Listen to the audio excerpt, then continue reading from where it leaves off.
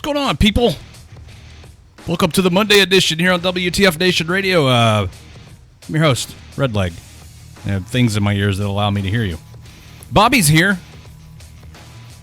Bobby, how you like getting called up at the last minute? Hey, at least I'm here, right? Surprise! Yeah, at least you're here. What a weekend. I enjoyed it because I didn't do anything. Hell of a weekend. Yeah. And now we're back. There was a show last night. I don't know if anybody got to catch the show, The Green Room, last night. It's a pretty, mostly well received. I don't think a lot of people knew about it. And it was Sunday night. And isn't football happening now? I don't watch football. I don't do the NFL. So Happens in like 45 minutes, but oh, well, I was talking about last night. yeah, that was a Sunday night football, and football's all day Sunday. So. Oh, all right, whatever you say so. Phone lines are open, everybody. I'm kind of distracted right now because I made a gin and tonic, and my fucking tonic water's flat. But there's no way I can pour this out, so I just kind of have to suffer through it until I can get into this new bottle of tonic water. Coming up on tonight's show, we might be able to play the trivia game. I don't know. We'll see. For your chance to win a prize from WTF Nation Radio. Also, the phone lines are open. If anybody wants to call in, 415-889-8367. 415-889-8367. The phone lines will be open all night. You guys can call in and talk about whatever. New way to blow shit up on the horizon. But I don't guess it's a new way to blow shit up. It's just in a different configuration. Should be pushed down. Well, I mean, we all may be gone by the time this thing actually makes it to the troops in the year 2020. Well, this is a new hand grenade. Apparently, it's got some kind of weirdo, like you can either select fragmentation or concussion on this thing. You get to pick one. Because there was there used to be the Mark III A2 concussion grenade, but they took it out of service in 1975, the year before I was born, due to an asbestos hazard. Because we don't want anybody to get mesothelioma while we're blowing them up with hand grenades. That's like the I've always thought it was hilarious. The big deal about these things that are designed to kill, but they're hazardous. Like we gotta use bullets that don't have lead in them because lead is poisonous, and we gotta take this hand grenade out of service because it has asbestos in it. Who gives a fuck? You're using it to blow people up with, to kill. It's like, I'm gonna blow up like 15 people. Why do I care about asbestos? Anyways, so they're developing a new grenade at Picatinny, and it's got a selector on it. You can select concussion or fragmentation, and it's also one of the things that they're touting is that it's ambidextrous. Is that actually a thing? An ambidextrous hand grenade? I didn't know that they were like specific to a hand. How does that work? Because I'm not left-handed, so I don't. Raptor 6, are you left-handed? No, I don't care. Hey, first-time caller, long-time listener. I just wanted to call in because I heard somebody's name, Brenda or something. They were talking, and their voice immediately put me in a foul mood. So fuck that guy. I hope he dies. You probably should get a new intern. I'm going to go watch football. Shots. Okay. Always lovely when I hear Six's voice. Yeah, he's such a great guy. Nice to know that he's going to go watch football instead of listening to the show. Thanks for the support. Asshole. So, yeah, it says another feature is that the grenades are designed for ambidextrous use, meaning they can be thrown with either hand, in case you didn't know what ambidextrous meant. Current grenades require a different arming procedure for left-handed users. Is that so? Maybe the selector switch is ambidextrous?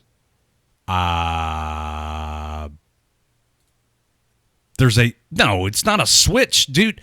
They say the current grenade is not ambidextrous because it requires a different arming procedure. This one, however, is going to be for either hand. Again, I'm not left-handed, so I don't know, but I could have sworn I saw a video or something of dudes throwing the current, what is it, M67 grenade? Is that what it's called? Something like that. I think a lefty was holding it upside down. I mean, different than the normal method of holding the grenade. I know there's the thumb safety. Bobby, have you thrown a grenade in your Army career ever? Yes. All right. Yes, I've thrown grenades. So what would make lefties throw the grenade upside down? What would make it different? Why the difference? The grip, maybe? Somebody who's left-handed, I can't call think of us it. and tell us what the fucking difference, like why it makes a difference. Whether you hold it. Okay, Matthew, call me and tell me why. Please. The pin. Okay, all right. Okay, sure. That makes sense. Because the pin's only sticking out one side. Got it. Anyways, they're going to make this new grenade. If you're still in the Army in the year 2020, maybe you'll get to throw one. So they're touting this this thing as, number one, it's ambidextrous. Number two, then you can pick like fragmentation or concussion. And that means that you get what does it say? Soldiers will not need to carry as many types of hand grenades. How many different types of hand grenades are you currently carrying? One, because there's only one. And then flashbangs and smoke grenades. What's up, Pi? Hey, I just called because I heard you talking about the grenade thing. But yeah, you already hit the nail on the head. The pin sticks out one way, like the loopy part. Got the it. one that you can pull your teeth. Yeah. That part. Oh, pull your teeth. Yeah. Have you done that? Yeah. Everyone does it, man. I mean, come on, that's like step one in basic training. I mean, I've thrown several grenades, but I never pulled them with our teeth. With my teeth, I'm pretty sure the drill sergeant said do not do that.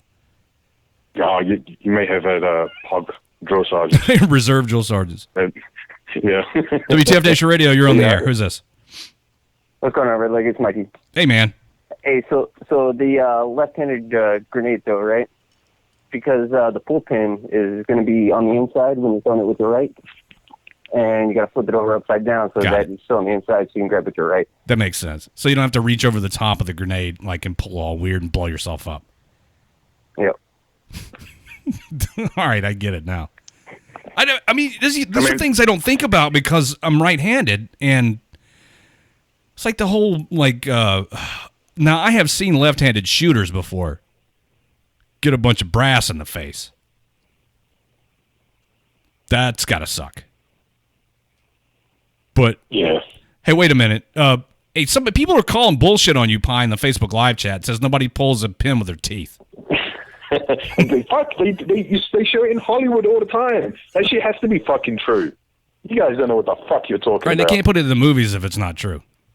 Exactly. And it's in Hollywood or on the internet. It's fucking true. If you guys don't know that, you need to go back to Interwebs 101.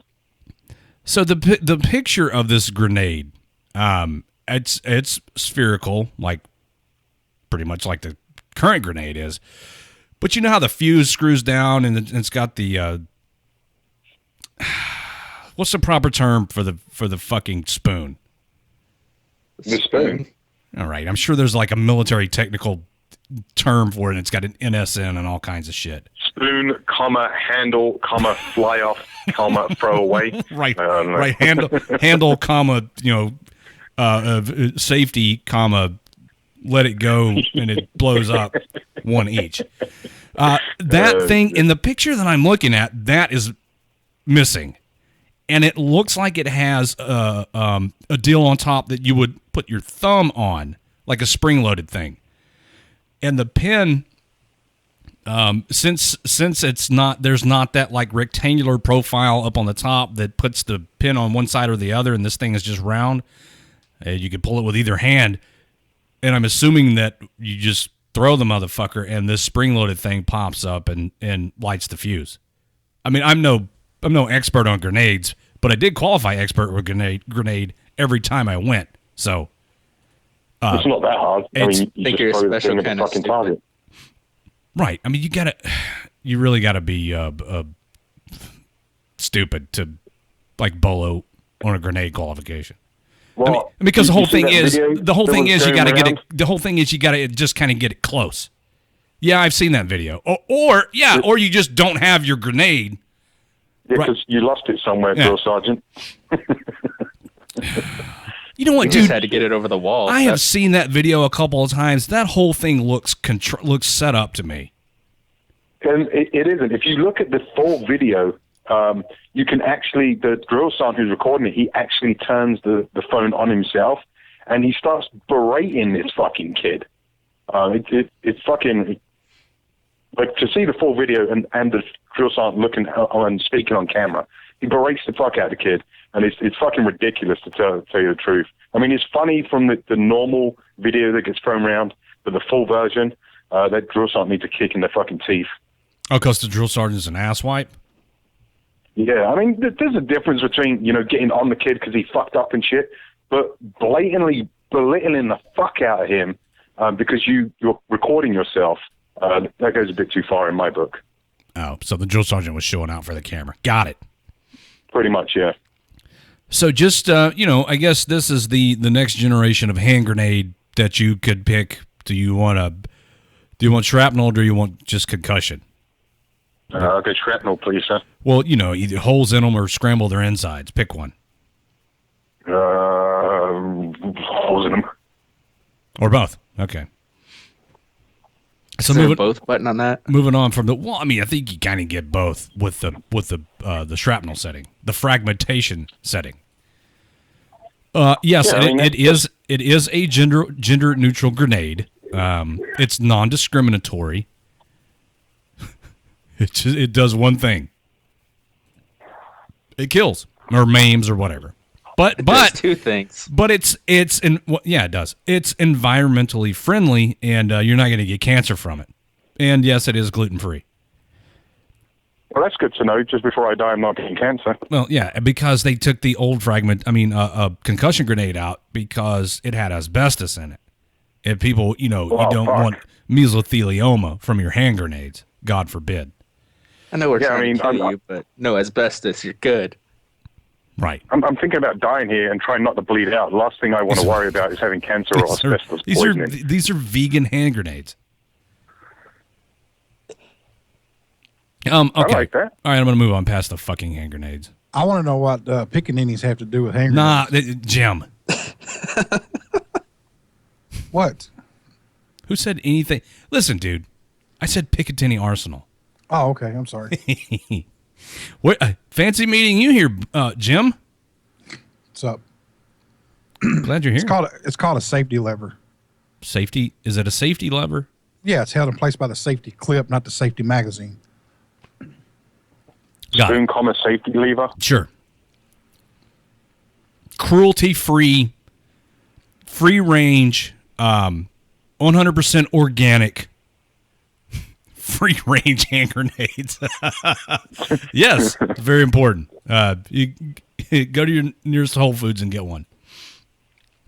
So you remember what was it last week? I think maybe last Monday when I talked about Sergeant First Class Tim Brummett, the Green Beret soldier who dove into shallow water trying to save a girl and broke his neck and paralyzed himself, and how they are giving him the Army decided to give him a discharge under other than honorable conditions because at the time of the accident he had alcohol and trace amounts of cocaine in his system.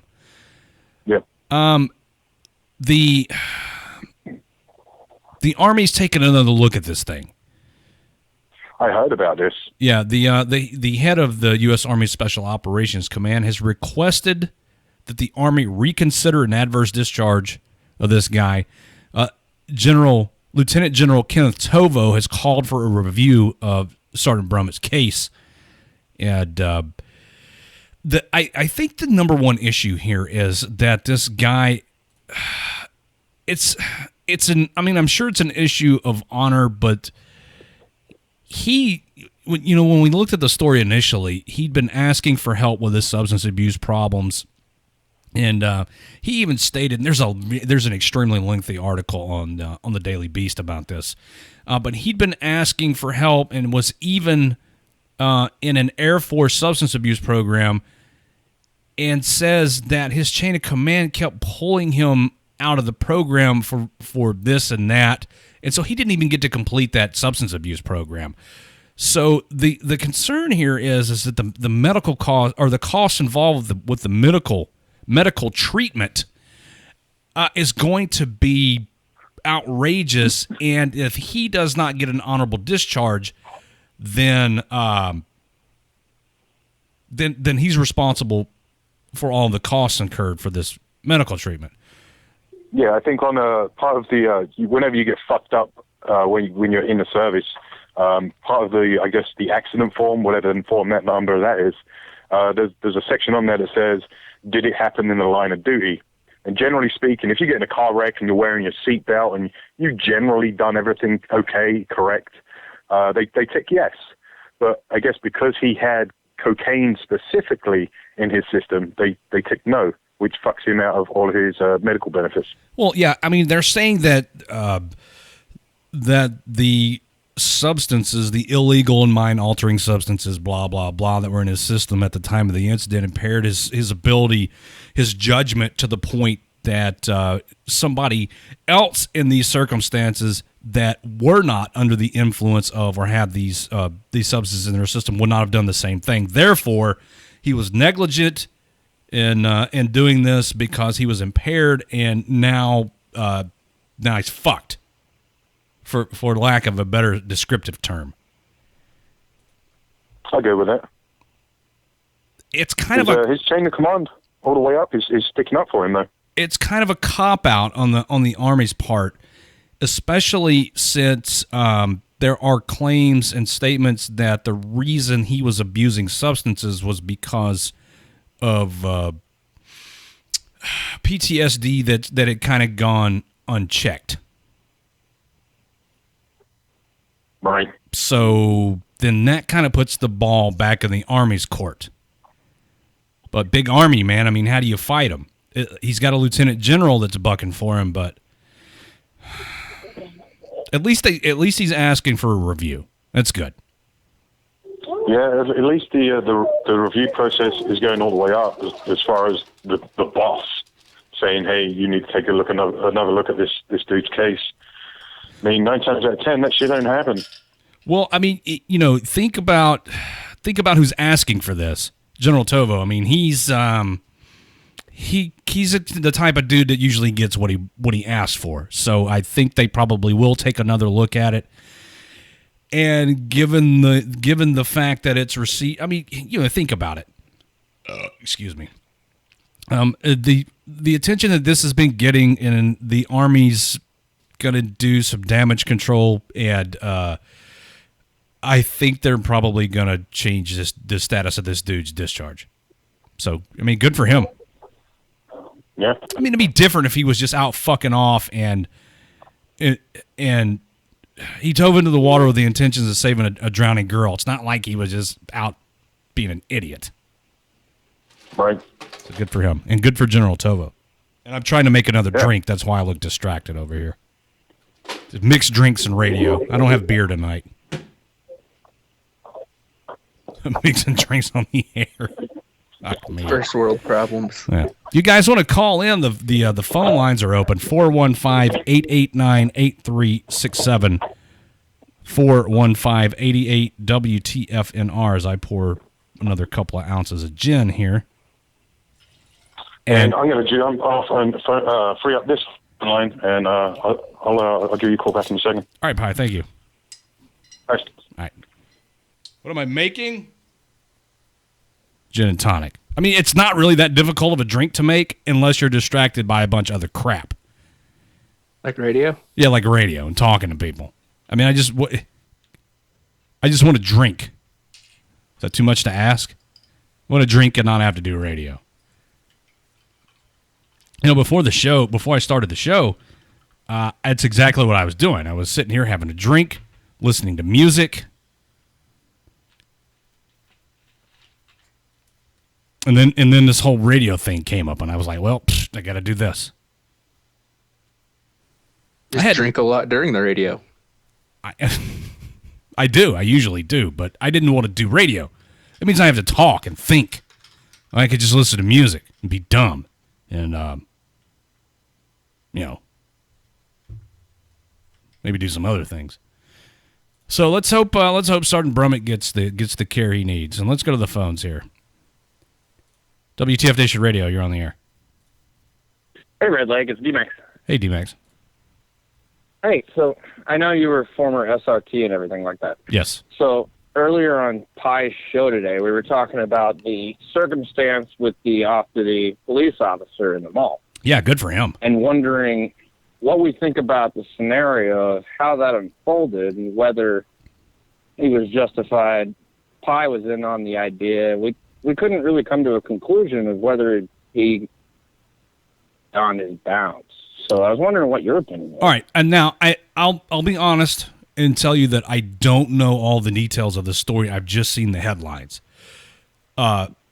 So fill me in on the basic details of what happened. I know there was a shooting. An officer. He was an off-duty officer. Was there some dude going on a stabbing spree, and this officer shot and killed the guy? Yeah, he was in a mall. Yeah, the guy went to a mall. And there was multiple locations. Okay, so he's just running around stabbing people. Yeah. All right, and this off-duty officer takes him out. Just shot. That's but they haven't really said if he approached the officer and gave a reasonable doubt, or if he witnessed him stabbing somebody. Okay. The department that I worked for, it was departmental policy for us to carry at all times, on duty or off duty. We carried everywhere we went.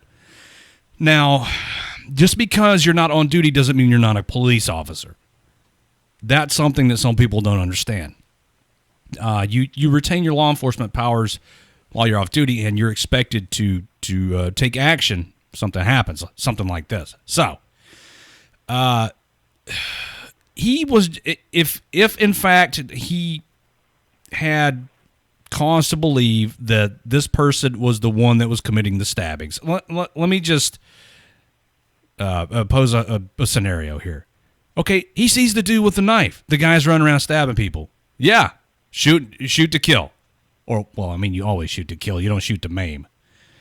Okay, let's say the guy's got a knife and he's not in the act of stabbing someone, but it's pretty obvious that he has either just stabbed somebody or is on his way to stab somebody else. He's justified in using deadly force. A lot of this comes down to the officer's ability to articulate, and by that I mean explain the situation in a court if it need be. I explained it today on Pi's show. Well, 21 we feet. just touched on it with Pi, so 21 feet, D-Max. Yeah, listen. You can get to stab me in 21 feet. Well, that's the generally accepted distance, Bobby, but it varies. I mean, you can't. The Supreme Court has not thrown out a solid number. The 21-foot number comes into play with reaction time. You can justify deadly force for a distance further away than that. But yeah, generally speaking, 21 feet, which is not a whole lot of room, dude. Good on that cop. Yeah, good on that cop, man. Good for him. He made a split-second decision. It saved a lot of people. Maybe nobody will riot and burn anything down.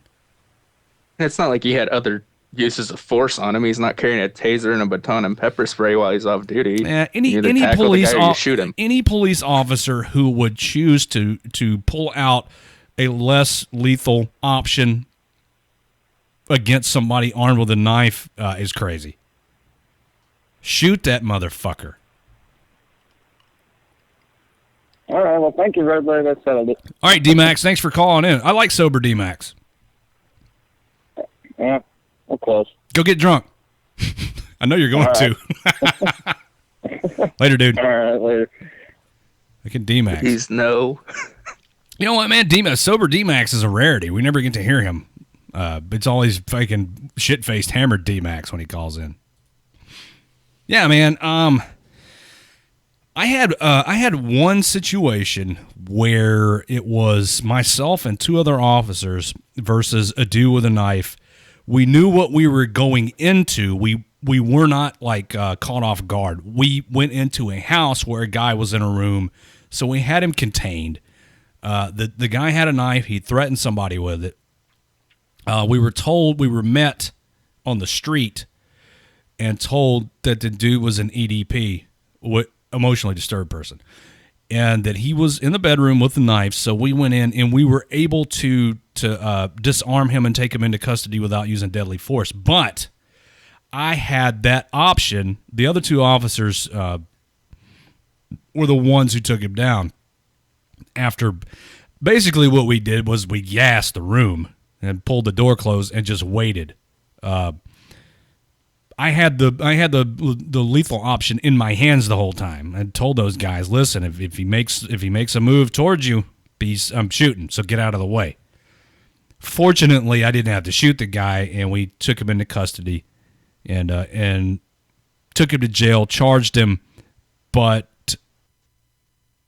when he went to court, we testified I know it sounds weird, but we kind of testified on the dude's behalf so the judge would order him to get a psychological evaluation and get him some help.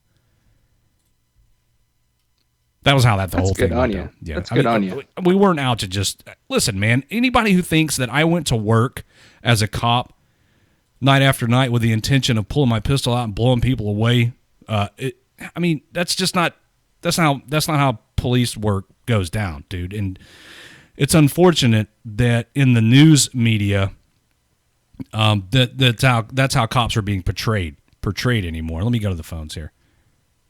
WTF Nation Radio, you're on the air. Turn your radio down, please. Yeah. Oh, whoops. Sorry about that. Go ahead, man. Yeah, no, I was just calling about the to do with the mall shooting and all that. The guy had yelled "Allah Akbar," whatever the hell they yelled like 3 times. Aloha snack bar. Yeah, as he was stabbing people. So it was fully justified. It was mean, and I just guess I was calling to say thanks to the police officer. Right on, great man. job.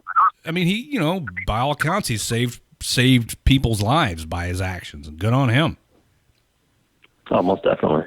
And it's, I just can't help but think that there's going to be some negativity come from somewhere, probably Facebook or Twitter. Twitter seems to stir up a lot of negative shit, man. Fuck Twitter. Yeah, it does. I keep waiting for it to come out that the guy was a racist or the guy was out of, he was off duty so he shouldn't have been carrying or, the armchair quarterbacks. Oh, it doesn't matter. I think everybody. It doesn't matter. If you can purchase a handgun, you should be allowed to conceal carry, constitutional carry. You live in America. You should definitely be able to go ahead and do that. Yeah, well, under no other amendment are your rights more infringed upon than the second. It's insane. Oh, yeah. Nobody's trying to take away your First Amendment rights or any other amendment.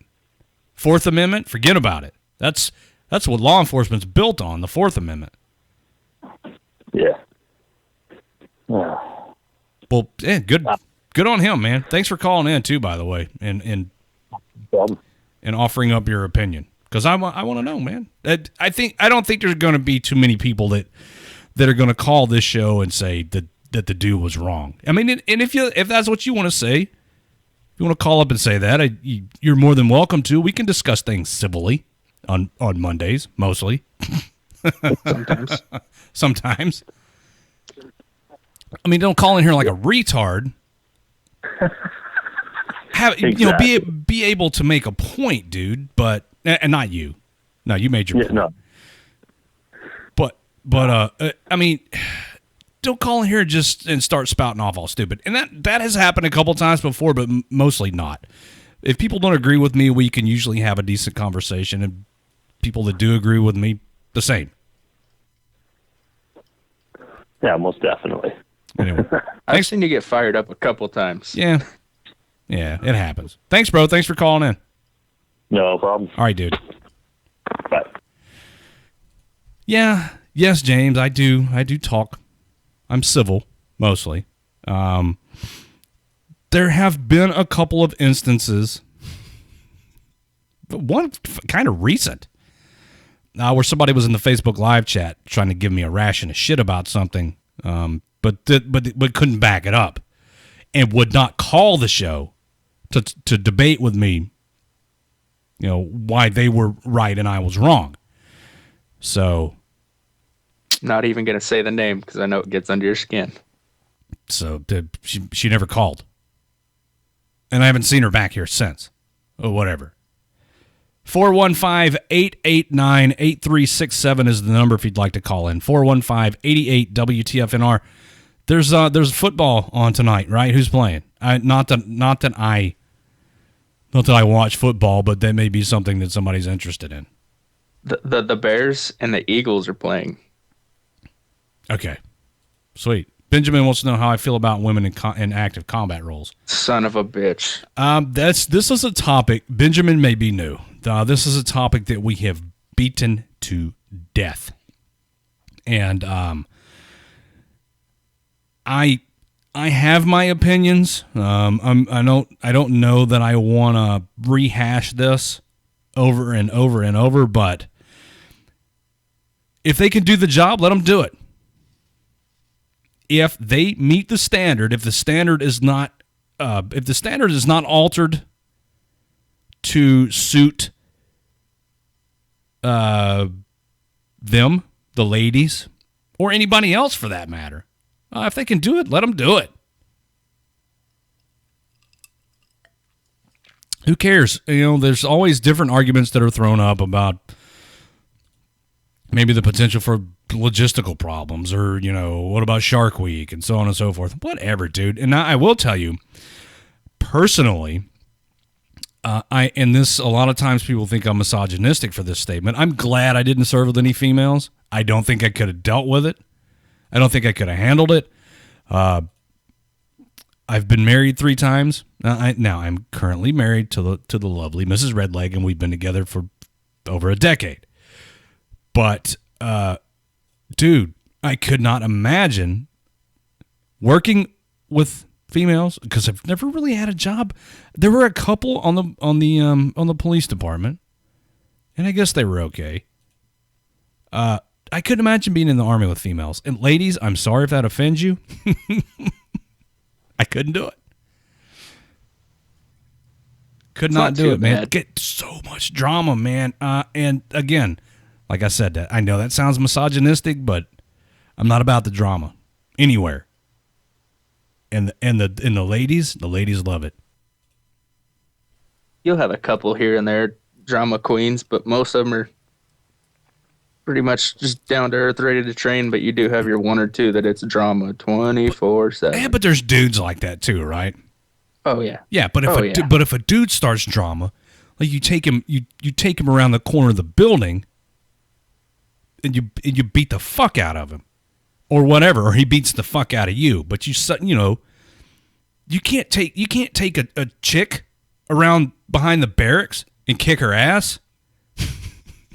You could. I mean, you're gonna go to jail, but you can do it. Dude, I don't know. Maybe I'm talking out of my ass, but I'm just glad I didn't have to do it. There were no females in field artillery when I got out, when I went in or when I got out. This is a recent thing. Sure.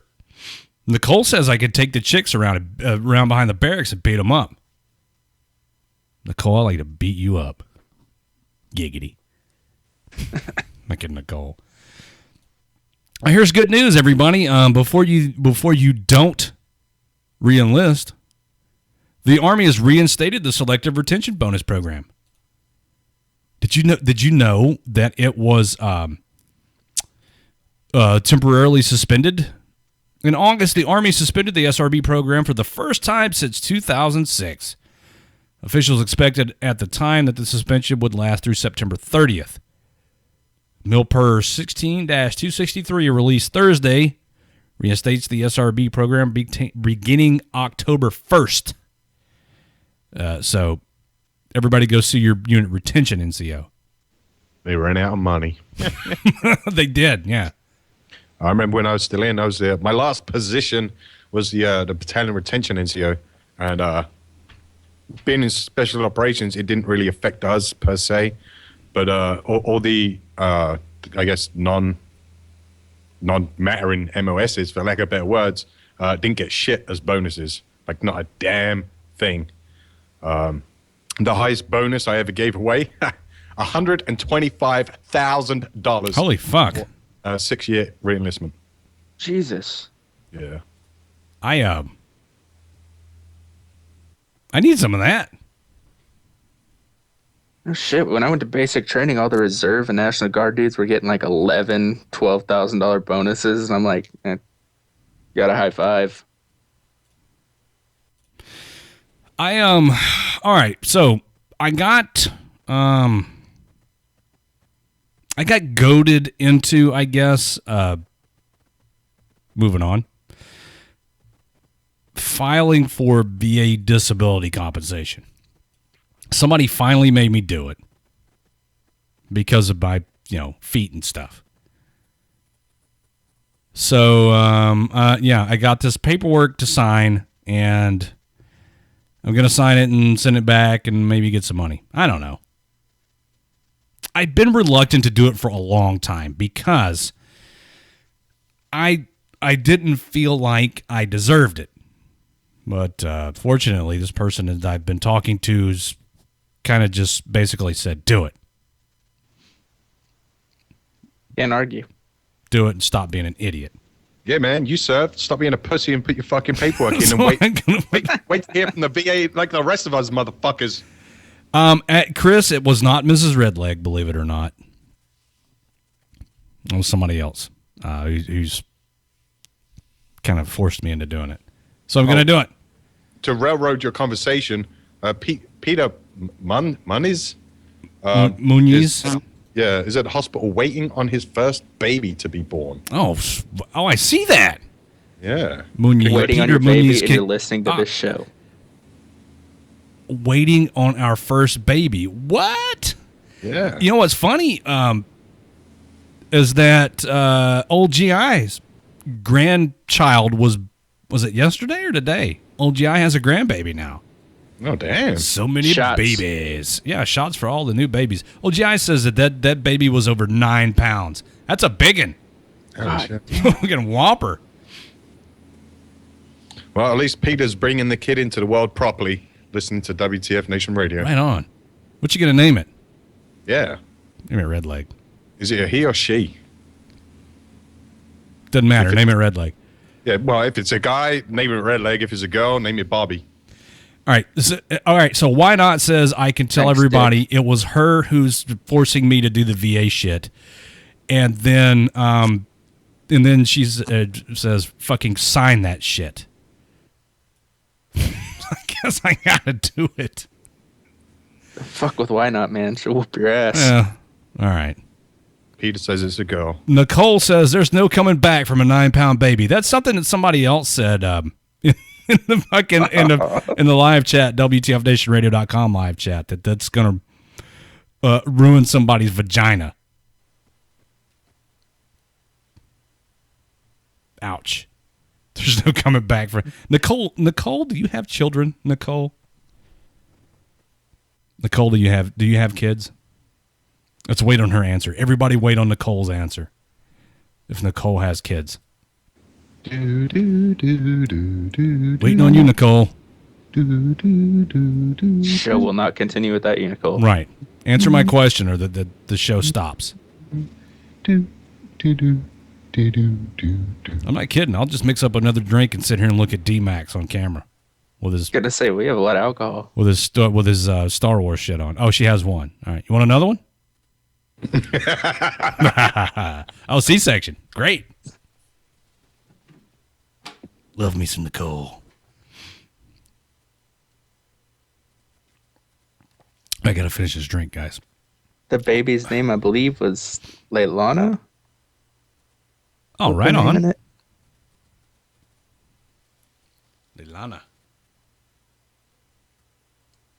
Yeah, Leilana. All right, let me answer the phone. WTF Nation Radio, you're on the air. Hey, it's Nicole. Oh, hey, Nicole. Man, y'all internet is slow. I was replying like right away. Yeah, our internet sucks. But yes, I have one. Did you hear my follow-on question? Do I want another one? Yeah. Was that your question? Yes. Yeah. Sure. All right. Yeah. Do I get Yeah. Do I get girl's gonna TRICARE, BAH, and all need that a- stuff? What? Do I get TRICARE and BAH? This is important. Do you get TRICARE? Yeah, if I'm gonna be. I'm not in anymore. Oh, I'm fuck. IRR. All right. We'll get back in and then we'll talk. I ain't gonna get back in. I pay What for are the we getting lovely into? for the lovely Obamacare. Nicole's gonna get back in the Army, and then No, I'm not. we're gonna have a baby, and she's gonna give me BAH and TRICARE. I'm gonna be a fucking dependa. I get BAH right now. For what? You go to school? GI Bill. Oh, well, sweet. Give me some of that. Post 9/11 and then Voc Rehab. Listen, I'm just trying to fucking. I'm just trying to like live without going to work every day. Is that too much to No, ask? you know what people need to do that are going in? My recruiter hooked me up with a kicker. Do you know what a kicker is? Besides kicking, like your like wife, not kicking her. Pretty sure I just poured a kicker in this glass right here. No, it's called a kicker. So instead of like just regular housing, which like down here in Houston it's like $1,600, like you also get a kicker. So I get an extra $650 a month on top of the basic housing. How much of this am I going to get is what I want to know. Well, I mean, listen, if we're going to do this. Technically, the BAH is yours, Red Leg. yeah, what's mine is mine and what's yours is mine. Right, that's Right? that's what I'm trying to tell you. Yeah, okay, I agree. Oh, good. I like this. I don't think you understood what I said. Yeah, you said Red Leg. I'm going to give you my BAH and stuff. No, I said what's mine is mine. Right. And what's yours is mine. Right, that's what I'm trying to tell you. I think that you should go back to drinking beer. Okay. All right, Nicole. Okay. Bye, guys. Goodbye. Red Leg, now that you speak of a kid, I was looking on my desktop here, and I just happen to have a sticky note that says, ask Red Leg about his possible kid. Nicole being stingy with the fucking... All right, I gotta tell that story because Nicole's being stingy with the fucking benefits, dude. Like, I'm just trying to make a little money, sit around the house, not do anything. I've been working all these years, man. I need a break. I've been supporting these welfare leeches since I was like 15 years old, and I'm almost 40, and I need a goddamn break, and Nicole is my only hope for getting some free money. That's all. That's all I'm saying. My potential kid. Wasn't I going to tell this story weeks ago, and for some reason... Is this the one about your wife's girlfriend that made you lunch? Yeah. I told... Well, how do you know about this, then, if I haven't told this story? I've heard it about 5 times. Have you really? Mm-hmm. Well, then I don't need to tell it. Sure you do. Oh, Maybe somebody else hadn't heard it. What the fuck? If I've told it 5 times and these tens of listeners are enthralled at the prospect of hearing a story that I've already told 5 times? All right, Jim. Whatever. I'll tell it after the break. Hell, Bobby could probably tell it. Oh my, Bobby's got a fucking Post-it note with a note, like every good intern, with a note to remind me to tell the story about how what does it say, Bobby? What's the note say? It says, ask Red Leg about possible kid, and then under it says, ask Red Leg about MPs beating a soldier. Oh, yeah. So And many... what's the timestamp on that note? There isn't a timestamp. Mikey, what's with the tacos? I get the middle fingers at Nicole, but there was a couple of tacos thrown in. Hey, how long is it going to take for me to get a rating from the VA? Anybody that has any experience with this?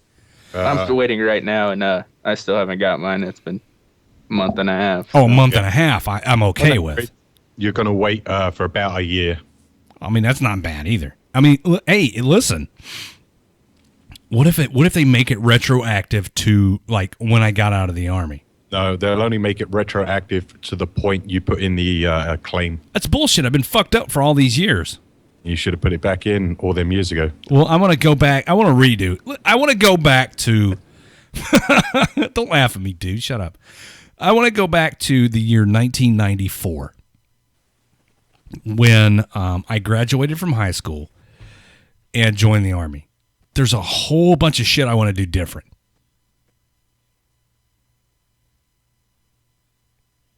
Was that too much to ask, man?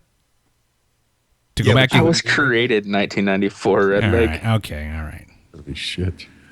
We are who we are today because of who we were yesterday. That's pretty deep, Jim. There's a lot of crap I want to do different, like not marry the first two wives, for starters.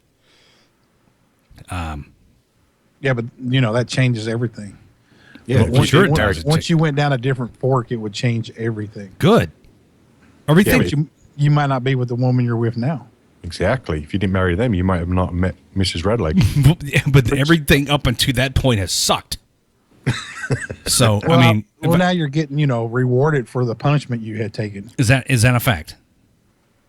Perhaps. Oh, my God. Omen. I love you too, bro. I mean, the sun shines on every dog's ass once in a while. Is that so? Jim, thank you for the words of wisdom. That's pretty good. The sun shines on it. Okay, I got it. Fucking me. I can't even say the word. What, philosophical? That's the one. The philosophical teachings of Jim Beam. Hey, Omen, I can't lick the camera right now, dude. It's too far away. I mean, I know it'll look like my ugly, stupid face is right up in it, but it's literally like several feet away. I can't reach it. Her name isn't spelled like a regular Nicole. It's taco-eating, money-grubbing Honda. Mikey, what the fuck are you talking about, dude? That's racist. Mikey's on some good drugs tonight. I got it all the way up to Honda. Omen wants to know, is your forehead too big to do it? No, I can't reach I can't lick the camera if it's not within an arm's reach, and it's not. And never mind my forehead. I don't have a forehead. I have a 5 head, Omen. We've been over this. He's drunk? Yeah, I know he's drunk. Oh. There's somebody in the WTF Nation radio chat, right, who's fucking being an asshole. I got to get rid of that guy.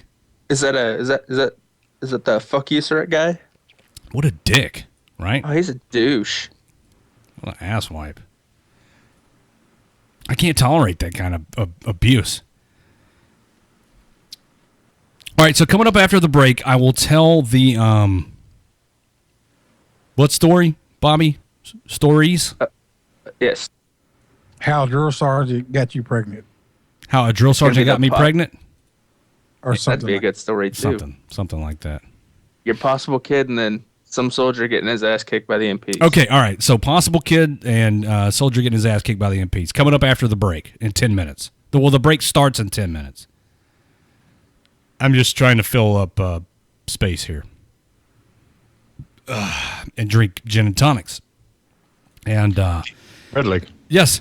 I wonder if Nicole is going to Colorado anytime soon. I don't know. Why would anybody go to Colorado anytime soon? To have your babies. Oh yeah. Or to go to the Freedom On Festival. Oh, the Freedom On Festival, October 14th. Boulder, Colorado, the Coors Events Center. Come see us. Yeah, it's going to be good fun. WTF Nation radio staff's going to be there, and we're actually going to be there the 12th through the 16th, Nicole. And we got us a nice little place to stay in Denver, Nicole. Yeah, come out and see Red Leg staff. I mean, Red Leg and the staff. And we're going to be staying in an apartment in Denver. Yeah, that Love Shack looks pretty good. It does, right? Yeah. Got a little room for some. Got a tin roof, rusted. Yeah. We got room for a couple of guests, maybe, to hang out for a while. I can drive people around in our Dodge Caravan that we have rented. Oh, yeah, it's gonna be. Oh yeah, Nicole's supposed to be our bartender. Oh my god. We got to take out all the seats and put one of the mattresses in there. The fuck truck, is that what you said it was? The airborne fuck truck. The airborne fuck truck. So guys, come out to Boulder, Colorado. October 14th is the actual Freedom On Festival. There's going to be bands playing. What's the crap? I don't have the lineup right in front of me. Survive and Assuming We Survive, but that's not the. All that remains is the headliner, and then there's some other bands. That's going to be a lot of fun. The doors open at 6:00. The party's on, guys. But we're gonna be out there early. We're gonna be out there all day. We're actually going to go Saturday the 15th. Matt Best is having a birthday party. We're going to cover that. There's a poker run. There's a lot of shit going on that weekend, and we're going to be there for all of it. We're going to be shooting some video. It'd be a lot cooler if you came in person. Tickets are available. Go to WTFNationRadio.com for details. It's the first post on the page. I posted the link in the live chat. Thank you. All that remains, Facebook Lewis chat. Bryce, Assuming We Survive, Yep. Brandon Soller. The dude from Atreyu. And, shit, where's my glasses? Jim needs glasses because he's old. Can't see.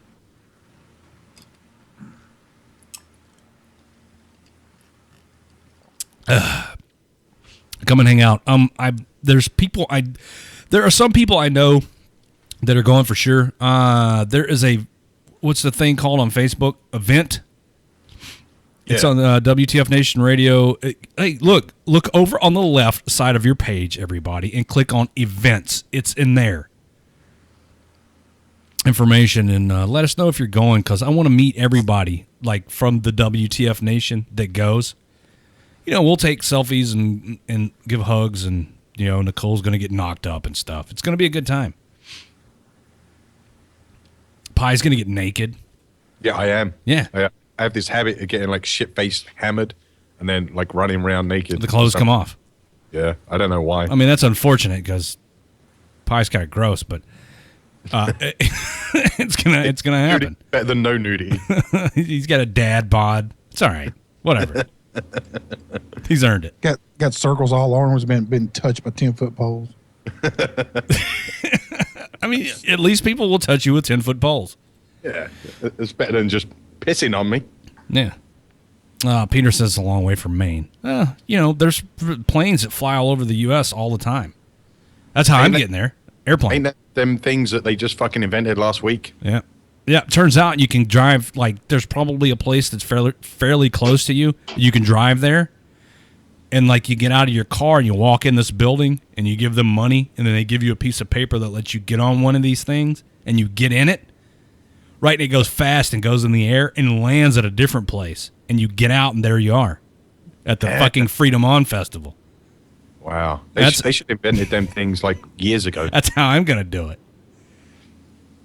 Is that like one of them things at the bank you put your check in that zips through the fucking tube? Yeah, it's like that, but only slower, and you got to, like, they look in your butt when you go through security. It's almost like time travel if you go far enough across the earth. Oh, yeah, I'm going back in time a couple of hours. See? And they look in your butt when you go through security. Oh, That's the best part of the trip. Fuck yeah. And free cancer screenings. I like that. I mean, in some places there are machines that you stand in and they look at your junk, like some dude in a room somewhere. And in some airports, like, they actually look up your anus, which is a lot of fun. How do I get to play that game? I'll tell you. I mean, I don't want everybody knowing the secret, so I'll tell you off the air. Okay. Stick a nickel up your ass. Stick a nickel up your ass. Well, I mean, I guess that's one way to do it. Peter doesn't want to. Yeah. Well, Peter, hop in your truck and drive out to Boulder, Colorado, October 14th. Anybody wants to come hang out early? We're going to be there on Wednesday, the 12th. Just drinking and hanging out. I mean, we'll do some work. Look for the drunkest group of people. That's WTF Nation Radio. We're going to do a little bit of work, like go out and look at stuff and set things up. But for the most part, yeah, just a lot of drinking and hanging out. And I'm going to be getting Nicole pregnant.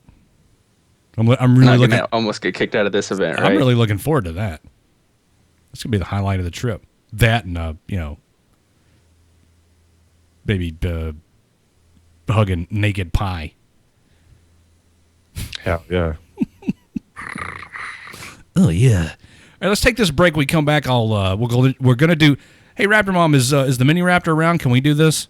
Yeah. All right. So somewhere. All right. So when we come back from the break, we'll play Are You Smarter Than a Mini Raptor and Raptor 6. This is for your opportunity to possibly win 1 or 2 stickers from the WTF Nation Radio inventory. Also, Bobby has notes apparently for me to tell you a story about my maybe possible child, and also something about the MPs beating a dude's ass.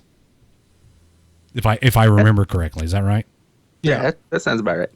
MP's beating off on a dude's ass. MP's beating off on a dude's ass. Oh my God! How'd you know? They was trying to find a nickel. Looking for the nickel in the dude's ass. Shit. We'll be back in a few minutes right here on WTF Nation Radio. Shots. Good evening, boys and girls. This is Tim Kennedy. I'm a Special Forces sniper, a Ranger qualified Green Beret, a UFC fighter. Please listen to us and the shenanigans that we're going to say. We will insult you. There will be racial slurs. We will be sexist. We will offend you. But there will be magic, and a unicorn will be raped. So enjoy the show. Thank you for listening on WTF Nation Radio. Hey everybody, this is Kaz. Join me and the rest of the WTF Nation radio staff at the Freedom On Festival on October 14th at the Coors Event Center in Boulder, Colorado. Tickets are available now. Visit our website at WTFNationRadio.com for details. You're listening to Red Leg on the voice of U.S. Army WTF Moments. WTF Nation Radio. Everybody tune in at WTFNationRadio.com. Well, that was fun. Hi, you're listening to a J Radio original on WTF on Radio. I want to be married with a family of 4 and a dog named Spot. I'm here to fuck your wife. We go in a straight line and then we go turn left. You're going to have to who what? You know, I really don't want to go home right now. My wife's been bitching. Yeah. Sweet mother of fuck. Y'all want to see if I get a ticket driving home? Ma'am, you can't drive with your child in your lap. Yeah, it's going to die if you hit a speed bump. And this fucking car doesn't even tap the brakes, dude. Nice. Yeah. Fucks this dude's world up. Fucking 100? 100. 100. 100. 100?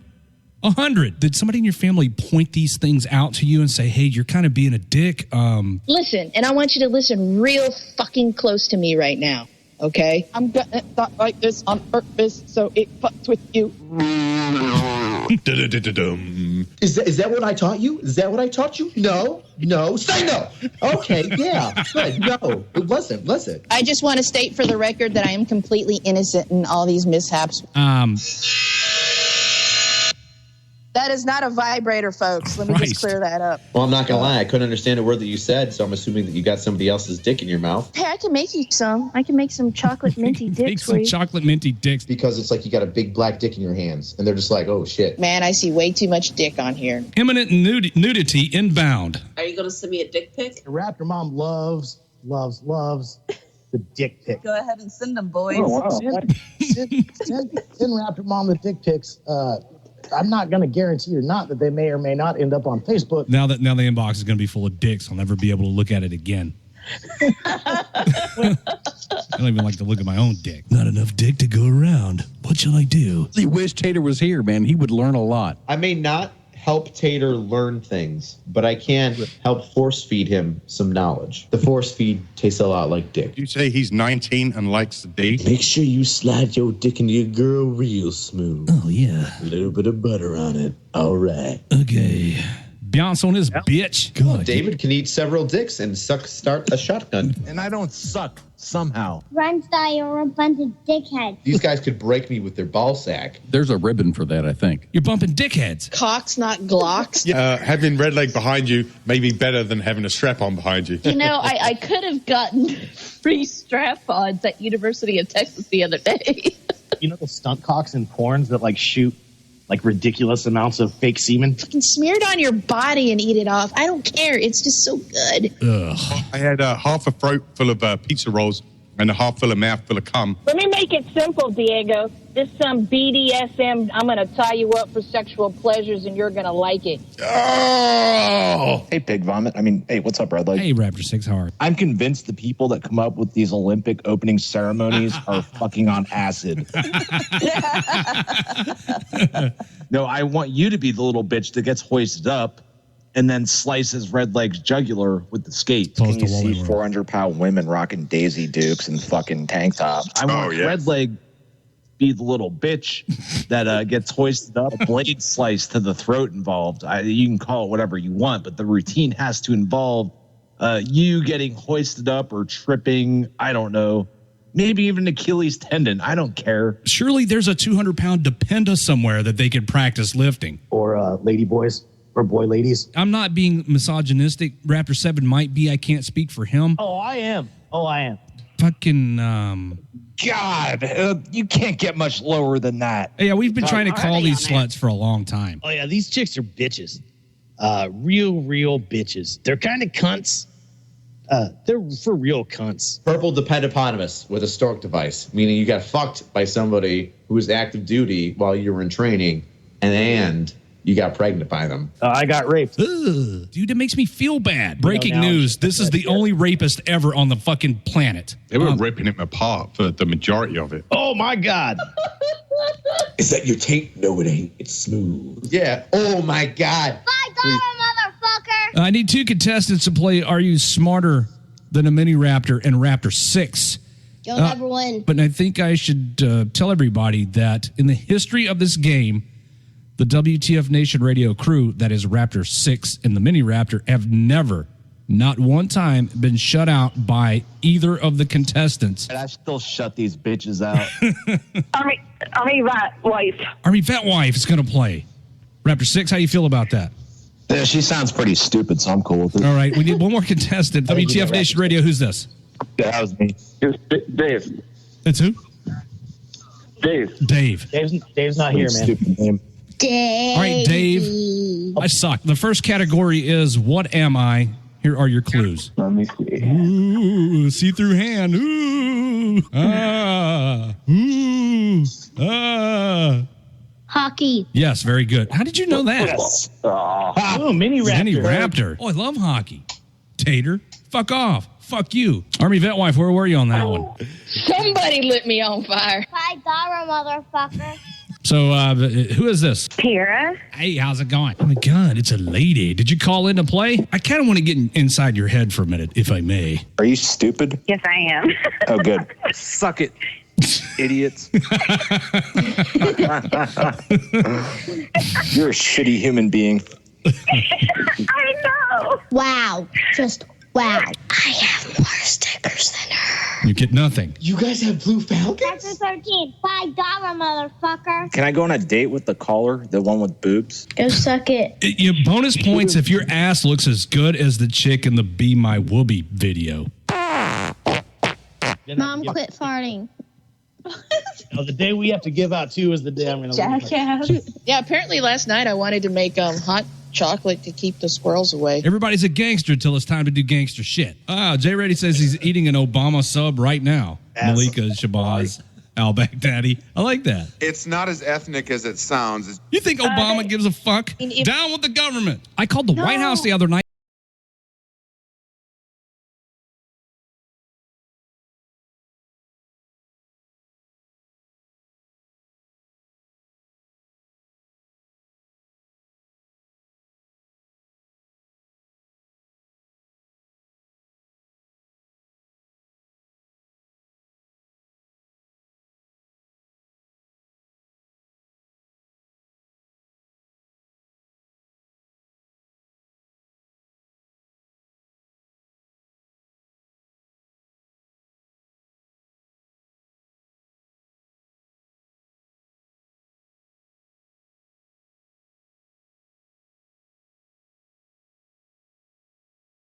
About that all day, man, about this gay. Yeah, can you take me higher? So I was like, lift your tray up higher. Lift it up like we taught you to. I'm a closet Creed fan. There was Creed, and everybody didn't like Creed. And then Nickelback came along, and then everybody realized how much they missed Creed. Pie likes the Spice Girls. I mean, Spice Girls, songs Pie loves. Woo, boom. I get 5 points. I'm not well, on if that you want to level. be my lover, you got to get with my friends. Hi, everybody. We're back. I know that can be confusing, like you don't know if we're actually here or if it's a J Ready chop. It was a J Ready chop. This is the Monday edition of WTF Nation Radio. I'm your host, Redleg, and we're back, and we're going to play Are You Smarter Than a Mini Raptor and Raptor 6? You probably are not. Back. If history is any indication, the vast majority of you are pretty, not smart. Dumb. So, I need two contestants to call in. 415-889-8367 is the number. 415-889-8367 to play against Raptor 6 and the Mini Raptor. Say something, Minnie. Deuces. Deuces? You can't do deuces before the game? Gooses. Raptor Mom, you need to talk to that kid and explain to her how the hip kids are lingo stuff. She's just being special. You know what? Raptor 6 needs to get her in line and school her on stuff. Mini Raptor, you're fucking making an ass out of me. Right? I expect better. Gooses. Jeez. I'm going to hang up on a Mini Raptor. And it's going to be Are You Smarter Than Raptor 6 tonight. I think she's saying gooses as the animal. No, that's geese. Yeah, but I think you're saying English, motherfucker. Do you speak it? That's a yes or a no Here's question. our first contestant. WTF Nation Radio. Who's this? D-Max. D-Max. Oh, fuck. Hang up on him. Now all we need's another contestant to get D-Max. D-Max needs more stickers. Actually, D-Max. I forfeited the last one just for bragging rights. Oh, okay. Well, that's good. Raptor 7 appreciates that. It's like a fucking new brain. 415-889-8367. It's going to be Are You Smarter Than Mini Raptor and Raptor 6 with only one contestant if somebody else doesn't call in. And you're not going to get to hear the stories. Call in, fuckers. This is Redleg during the break. Came back here and said, am I going to have to hear... Megan, call in and play. All right. Here's our next caller. Other contestant. WTF Nation Radio, who's this? Nicole. Nicole. And she said, I'm going to have to hear this story again. That's what she said. Nicole and D-Mac. So during the break, Mrs. Redleg came back here and said, am I going to have to hear this fucking story again? Yes, she is. Because evidently I've told this story more than once. I don't remember ever telling it on the air, but you have. Evidently I have. Was it like a You're drunken? senile. My dad does it all the time. He's told me the same 5 work stories for the past 8 years. He's been senile. Is that what it is? Raptor 6? No. Is it senility? Yeah. Alzheimer's. That's not Alzheimer's. I know who I am and stuff like that. It's Alzheimer's. Alzheimer's. It's Alcoholzheimer's is what it is. What's that? You Yeah. can only remember half the shit half the time. Nicole, D-Max, do I need to explain the rules of the game? Yes. Not for D-Max. Oh, fuck. But Nicole made it. Nicole's a new listener, so I got to explain this for her. I'm a new listener. What makes somebody a new listener? Somebody that doesn't know how this game is played that we play every Monday. Okay, well, I'm a woman, so I need to be told what to do, apparently. Yeah. Well, first of all, Good on you. Well, actually, can I change my name to Mr. Gray? D-Max adults are talking. Nicole, how big are your Yes. What? How big are your tits? Does it matter? Boobs are kind boobs. It matters a little bit. No, boobs are boobs. I just asked you a question. It was a pretty simple question, Nicole. Okay, explain the rules. You know what? Just go on, Red Leg. I'm going to So Raptor 6 has just declared that he's going to destroy you in the game. All right, here's the rules. I'm going to read. I'm going to give you a category, and then in that category, I'm going to read a series of clues. When you think you have the answer, you just call it out. First person to get it wins. Simple, right? Right. Sure.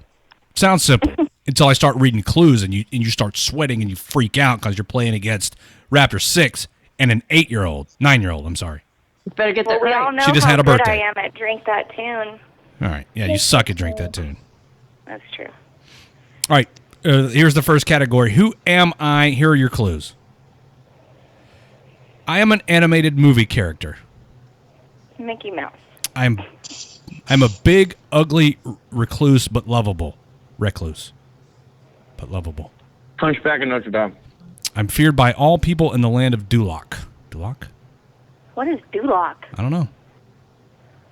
Who is Dula? I have a heart of gold. No, you don't. Ugly Duckling. DreamWorks brought me to Shrek? life. What? Ugly Duckling? What'd you say, Nicole? Shrek? Yeah, Shrek. Nicole got it. I won. Suck it. Faggot. All right, Dan. Here's the next one. We might be looking at a shutout. Come on, Who Raptor 6. actually won that one? Nicole did. I did for once. Shrek first. Raptor 6 is a full of shit. No, I'm not. I fucking said Shrek first. God damn it. No, you didn't. I said Shrek first, and then you said it. No, the fuck you didn't. Nicole said Shrek first. Oh. She did. Oh, shit. Hey, Raptor 6, I'm pretty sure your teammate just... You know what, Mini Raptor? Really out of line tonight. It's No, called you're not. honesty. You are just fine. It's called honesty? What the hell? All right, Dan. Wait, you know about honesty? You're my kid. What the hell? All right, here we go. Who knows?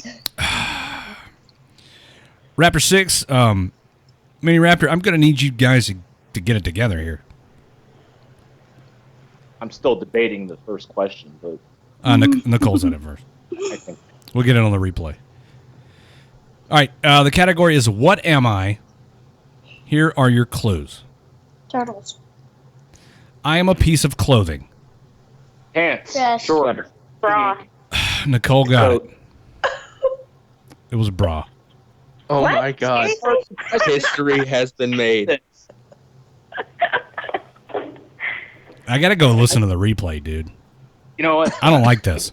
Bye. This is fucking bullshit. Nicole, where the fuck is she in the live chat? So, Nicole, you're going to Boulder? What? What the fuck, D-Max? Yeah, I am. I already got my ticket. So we It's got not the hookup line, D-Max. we Fuck. get all this way into the goddamn game that D-Max didn't participate in. Hey, I was yelling out shit. Okay, you were. And then he's like, "Hey, you going to Boulder? D-Max, are you going to Boulder?" Fuck yeah, I got the VIP. I'm going. All right. Mini Raptor, you should have been on that fucking Disney Bull. I don't watch that shit. I'm 32 years I old. watch it every day. Oh, fuck. I'm She already 31. bounced. Oh, so she lost and then hauled ass? The Mini Raptor? You know what? I think this is a big this is a big deal. All right? This is the first Nicole time. might get her sticker. This is the first time ever in the history of this game that Raptor 6 and the Mini Raptor have been shut out, and it was by one contestant. Assisted. I tried. D-Max, you didn't do shit. Hey, Red Leg, remember last week when Six tried getting me fired by having this game and I didn't get shut out, but Six just got shut out? Dude, listen, now is probably not a good time to talk shit about Raptor 6. Hold on, I just turned my radio off. Yeah, I think Raptor 6 inadvertently put her mind on bra by talking about tits. Listen, hey, let me tell guys, you might not want to fuck with Raptor 6 right now. This is a big deal for him. All right, congratulations, Nicole. Do you know how to claim your prize? Shit. No, because I've never won one. All right. Just send me a message on Facebook. Yeah, send Jim Beam a. We're friends. We're for real friends on Facebook, so it's legit. I'll give you my address to come pick it up. Oh yeah. Hey, Nicole. All right, Red Leg. I'm gonna hang up before Raptor 6 kicks Fuck up, me too. D-Max. Yeah, D-Max, do that. Hey, Nicole. Yes. Fuck off. This is a big deal, Nicole. Come on. You stupid. What I told. Look. Fuck off. I'm gonna be in Boulder. Oh, you will. Yeah, but Raptor 6 isn't. I don't care about Raptor 6. Do my bidding. Bobby needs to be there. Why? Because. Okay, all right. Who the fuck wants to talk to Bobby? Apparently Why Nicole not? does, 6. No, she probably just wants to punch you in the fucking dick. Don't give away my secret. All right. Congratulations, Nicole. All right. Get your stickers. The fuck out My of here. 11,000 stickers. Yes, all 11,000 stickers. All right, thank you. You're welcome. Bye. Goodbye. Dude. I got canceled at work today. Dude, what, you did? Yeah. Did you say some racist shit? No, they said, try saying, I'm fine, thanks for asking, Debbie, instead of, I want to choke slam half the stupid motherfuckers in this building. Oh. And, during the PowerPoint presentation, they said I should say, hey, may I have your attention, please, instead of saying, listen here, you motherfuckers. Oh, whatever. Everybody's so sensitive. I know. And then, I should have said thank you for your insight and said, shut your fucking cockholster. So. Right. Anybody have any questions? No? Good. Let's get out of here. There's always that one motherfucker, too, that raises his hand. Yeah, I got a question. Right, and then Raptor 6 goes outside and slashes his tires for being an asswipe. All right, so what's next, Bobby? What do we do now? Nicole, leave me alone. Nicole wants to talk to you. Shut up, Nicole. I'm trying to do a radio show. Oh, shit. Out in private. 34D, 6. I'm gonna 34D. go to Max with All my right. gun. Just gonna start shooting. You're gonna go outside and just start cracking off rounds? Yeah. I thought you hung up on D-Max. I did. Oh, shit. Bob. All right. Raptor 6 rage quit on us.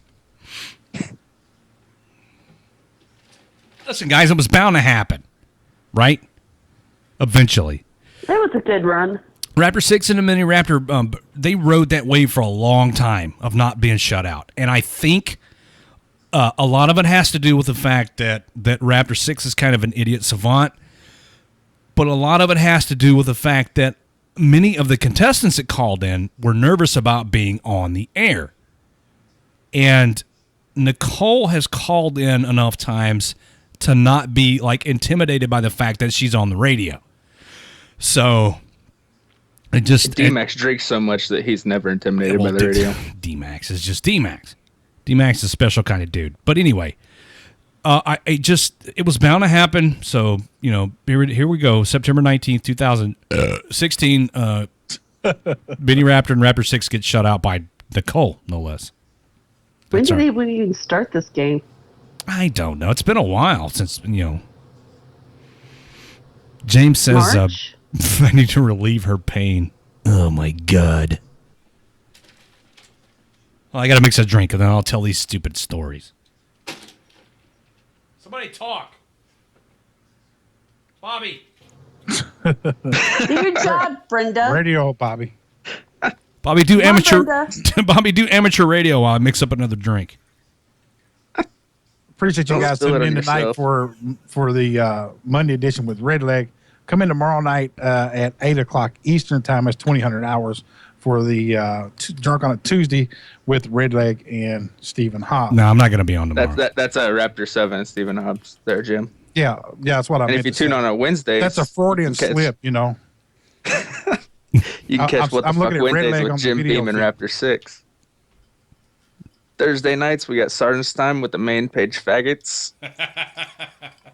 Friday nights, Red Leg is back with Friday Night Fuckery.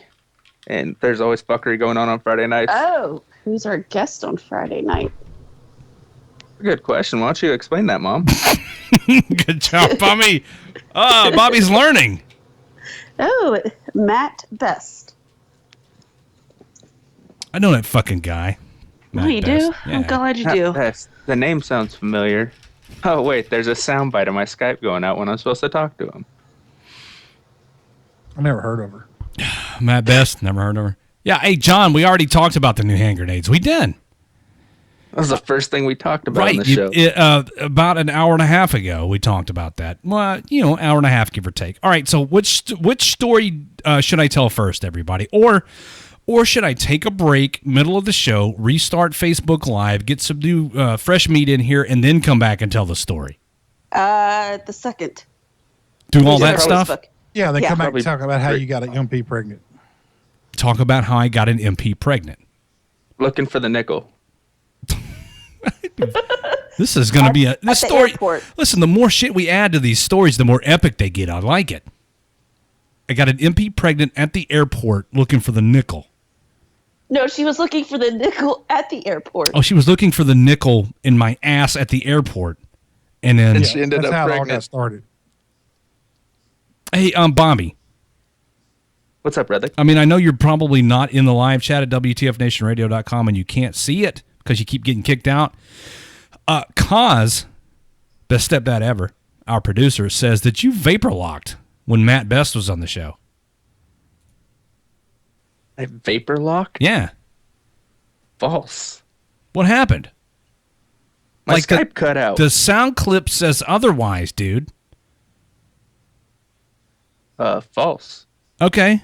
You blaming it on Skype? Yeah. Because Because I had the question all ready to go for. Whatever, Bobby. I have a whole sticky note on my page for anybody from Article 15 and Range 15. What do you do? Fanboy out and pass out? That's the way it sounds on the sound clip. I mean, that's what it sounds like to us. I don't know, dude. That is not what happened. Do you take the evidence at face value? It sounds like you fucking look. There's Raptor 70 telling you to fuck off. All right, I'll give you the benefit of the doubt and say that it was your Skype. These other guys are not. They're not going to be so kind. They never are. Of course not. Be sure to update your Skype. Update your fucking Skype before we get Matt Best on the show. And you fangirl out and pass out.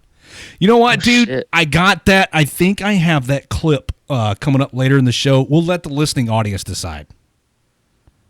They have that clip on every show on now. what happened. Oh, yeah, because, it's funny. I'm glad I can be a soundbite for this station. Good. That makes you useful for something. Know your role, dude. Maybe one day you'll be as good as Jim Beam and you can host a show. And have a nice southern drawl. Yeah. I just want the accent. You got to work on it. You can't have it. It's mine. Listen, I've been in the radio game for over 13 years, and it took me that long to lose my accent. You got to work on it. I just embrace mine and just go with it. Yeah. I'm embracing another gin and tonic. Did you get some What's fresh that, like tonic? 5 for you tonight? Bobby, don't judge me. Oh, I'm not judging. I'm challenging. Don't judge me, dude. Was that 5 for you tonight? What are you, my mom? I ought to be. Got to put a nipple on that drink as slow as you're drinking. Is that a fact? All right. It is. Okay. smells like Bigfoot's dick. Yeah, see? All right, let's take a break. I'm going to restart Facebook Live. We'll get some new listeners in here. We always do a little bit better in the second half of the show as far as listeners go. So everybody that's currently listening, at some point, it's going to stop and then restart, and then we'll be back for the second half of the show. I got a 4.5 minute clip here for you guys to listen to. It's not live. Everybody thought that, well, not everybody. A lot of people thought that while we were on the break earlier, that was live. So I guess I'll come back and I'll tell these stories.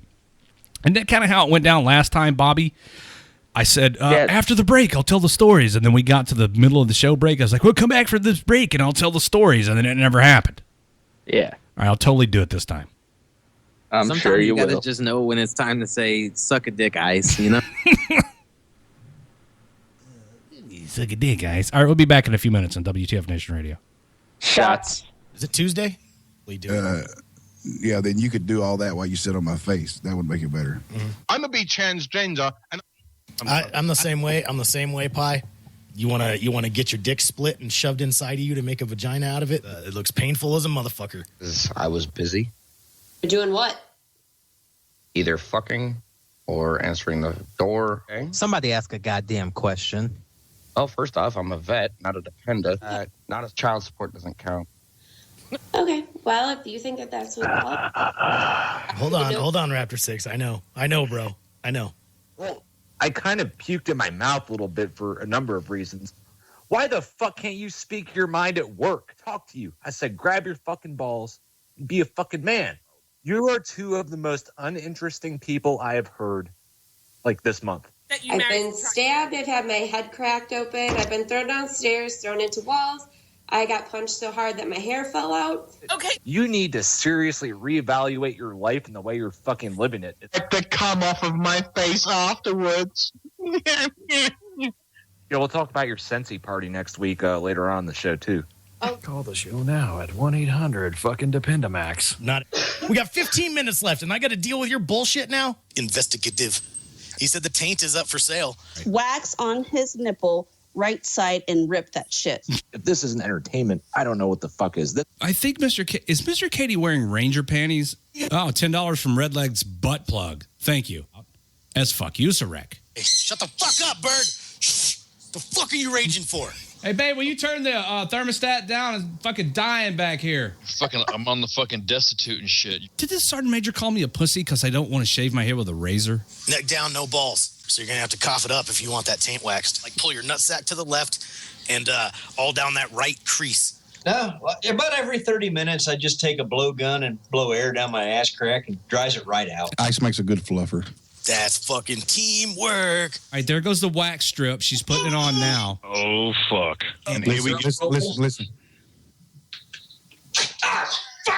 Oh my God, that's so much hair. Hell yeah.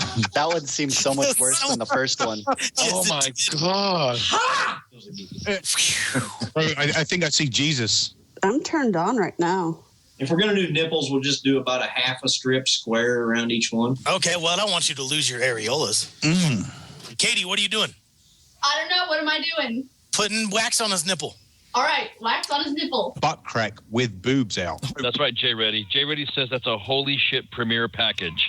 Is anybody else aroused right now? Yeah, that's enchiladas. Don't pay any attention to that. All right. 1, 2, fuck. God.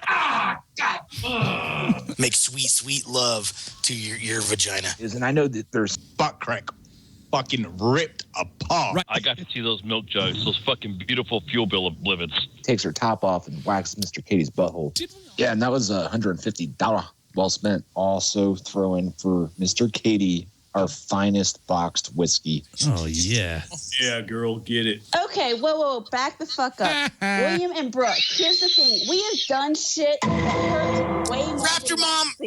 Quit acknowledging them. 7. Mom! Don't feed, Shut up! Don't feed the joint Shut trolls. the fuck up. Like, if you have good hygiene, I'll probably fuck you. Oh, Do it. It's just on my end. Oh, there goes the nipple. Yeah, that's Pull a good. nipple off? Oh, so good.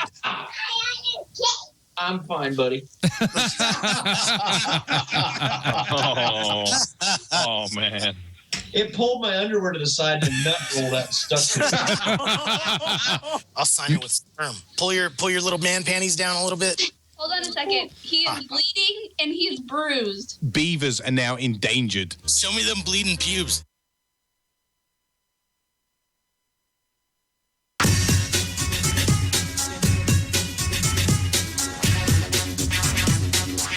Hello, everybody. We're back with the second half of the Monday edition here on WTF Nation Radio. Good evening. I'm your host, Redleg. Congratulations to Nicole. First ever in history shutout on Are You Smarter Than a Mini Raptor and Raptor 6 here on WTF Nation Radio. Good job. I've had a few gin and tonics, and so we continue on with the show. Story time. Story time, according to Bobby. I've been threatening to tell these fucking stories for how long now? Oh, about 3 months. 3 months. So I guess I'll finally tell the damn stories. Thank you, everybody, for tuning in. By the way, why does it say that the other broadcast is still going when it clearly is not? It's not. I don't know. It does that. Facebook is so fucked up, dude. I can't even see the new broadcast. So I don't. Sometimes I swear, dude, I don't understand. It's got to be Mark Zuckerberg's personal vendetta against U.S. Army WTF Moments and WTF Nation Radio, and he doesn't like. I think it's me. I think is what it is. He doesn't like me. Like, how the fuck could we possibly have two broadcasts going at once? I don't get it. Whatever. What does this one down here say? I don't know. I see it now. It's got the new one up. All right, the new one's up. It says part 2. I think it's lag. Everybody wants to hear the stories and shit. Which one do I tell first? Bobby? So I was getting a ham sandwich. We started boning. Anyway. Bobby, which one should I tell first? Oh, I like the MPs. You know, these have you heard this one? I haven't heard this one. I don't think anybody's heard this one. I think people have heard the other story, but I mean, listen, these are just my stories of my personal experiences while I was in the Army. They're not really that great. They're just stories of forever ago when I was in the Army. All right, hold on. Let me get a drink. Like I'm stalling, still stalling. We're never going to get these stories. Maybe you don't deserve these stories. I think I've waited long enough, Redleg. You think so? Oh, is there... what is this a picture of? Oh. Okay. Okay, all right, guys. So when I was in Korea, this was in 1997 when I was stationed at Camp Casey. There was... And anybody who's familiar with the area... outside Gate 1, Camp Casey, when you go downtown to Tongdo-chan, and you go cabin. You go down to Screets, and Devin wants to know how many gin and tonics I've had. Whatever, 5, 13. Who's counting? I am. He's on his 6th one. 6th one. All right, you go downtown, and there's that one street that's got all the little Korean clubs. And it's all the clubs down there have, like, they take a random word from the English language, and that's the name of their club. The club that my buddies and I used to frequent was the Top Club. And where the name Top came from, who knows, whatever. They just opened the dictionary and said, oh, Top Club. Ugh, it's a good name for a club. They played... the kind of music that I listen to. You didn't go into the Top Club and hear a bunch of like disco or rap or anything like that. They played rock music. So I had been in there and had a few beers and I was getting ready to leave, and I remember it was kind of cold outside. It could, the winters over in Korea can get kind of cold. And I had just stepped out the door, and this guy comes running down the street with no shirt on, and he's yelling inarticulately at the top of his lungs. There's not really a word, just a sound. And he runs past me, and hot on his heels is like 5 or 6 MPs, which I thought was kind of funny. And they take the dude down in the middle of the street.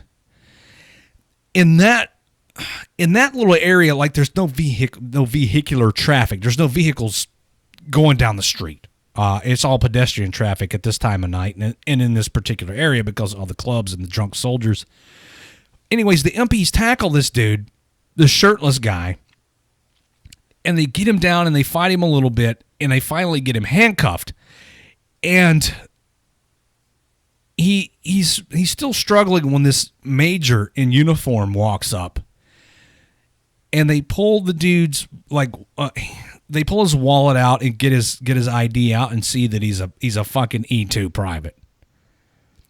And they hand his ID to the major, and the major, who's in uniform, who's standing in front of the dude who's face down on the pavement, says, "Son, you're in enough trouble. It would probably be in your best interest if you were to calm down. And the guy looks up at the major and says, "Fuck you, sir," and then spits on the major's boots. So they had the little like golf cart gator thing to put the dude in and take him to the provost marshal's office. They didn't use it. They picked this dude up, and anybody who's familiar with the area knows it's not that far, I guess, unless you're handcuffed and carried face down by like 6 MPs back to post. They picked this dude up and carried him handcuffed. Like, they each got an appendage and picked this guy up and carried him back to post to the provost marshal's office. And I don't know why they were chasing him. I don't know what he did. I don't know what they did with him after the fact. I'm sure they called his first sergeant and or commander. I don't know what happened to him. I don't know why the dude was running. But that's a memory that of the 14 months that I spent in Korea, that's a very vivid memory that I have of this shirtless private in winter in Korea running down the middle of the street in the I guess like nightclub district of Tongducheon, South Korea, and being tackled by the MPs and then handcuffed and carried face down back to post, because I kind of trailed them back to post because I was headed back to Camp Casey myself when all this happened. And they no shit carried the dude all the way back. I don't know. So that's the story about the dude. They kind of stomped his ass a little bit, but I think it was that face down being carried trip back to post that was the most painful thing. So that's that story. What else? That's intense. That's too much work. I wouldn't carry a fucker. It's kind of a lame story, but it happened. I still wouldn't carry a motherfucker that far. They probably drug him a little bit. I don't know why they got this dude. I don't know why they probably underage drinking or fighting, one of the two. Right. It's not a very interesting story. It's just a story. I didn't say it was going to be funny or entertaining or anything. It was just a story. Bobby, just stop going in the chat room, dude. Yeah, it's a lost cause right now. Don't do Give it. it up. Yeah. Give it up. Who else? Who else is that keeps getting kicked down? You should probably just stop too. Tater. Yeah, just stop. And Pip. Pip keeps getting kicked out too. As a matter of fact, I'm going to close that. I'm tired of looking at it. It's a distraction. All right, what else? What else am I talking about? Oh my God. All right, so according to Mrs. Redleg, I've told this story more than once. Now, disclaimer, I don't remember telling this on the air, and apparently I've told this story several times. Not just once before, but multiple times before. I don't remember it. I do. Jim does. Jim, when do you remember me telling this story? It had been that long ago. Okay, but was it like a late fucking Friday when I was really drunk or something? I don't recall. I was probably lit up myself. All right. Maybe you just fabricated in your head your version of this story, and I've never told it. Is that a possibility? No, you told it. Your wife was going to work or somewhere. I think it was work. And yeah, you're right. He was asking about something to eat, and she's like, "Well, my girlfriend here, I'll fix you something to eat." Yep. And next thing you know, you're all boning down. Oh, well, see, then I don't have to tell the story. Jim just told the version of the story. And you went somewhere, and she stayed there, and she was pregnant, and you're like doing the timeline, like, "Oh shit." Yep. I think she tried to call her or something, but you wouldn't answer. Jim just saved me from telling the story. Thanks, dude. I'm glad you remember the details. Somewhere that I went was Korea, by the way. That was the express. Yeah, I started to say Germany, but I never went to Europe. So. No. Anyway, what's my rope got to do with it? Wait, what? You was talking about my rope. I was? Yeah, you said you never went to my rope. Well, you said your rope. Oh, no. Oh, okay, all right, I get it now. Right over his head. Right, Europe. Your rope. Yeah. Yeah. Okay. So there you go. Jim told the other story for me. Thank you. Yeah, I mean, you tell it so much better. I gave the expressway version. You know, I'm pretty sure he's going to. throw your nickel in and keep going. Mrs. Redleg. No, Mrs. Redleg. Listen, Mrs. Redleg has come back here and told me not to. She didn't say not to tell the story, but she just said she's tired of hearing it. She's kind of indicated that she's sick of hearing the story. So I'm. What Jim said. How about that? Yeah. Okay, so I got a Korean story. Oh, you do? Yeah. We had a new guy come in. We all went down to Ville. You know how I always try to fuck with him and shit. And he's like, "Yeah, I ain't gonna do all this and that, whatever." And you know, and he's like, "I ain't fucking with no prostitutes and all this shit." And so we're down there in the old B cabin. Famous last words, right? And Ajimai's 10-year-old daughter comes out, and she's a little short, heavy-set chick, but she looks like she's, a midget. And old boy's like, "What the fuck is that?" And I was like, "That's that midget prostitute." And his eyes got big as $50. And he started licking his lips. And he goes, "A midget?"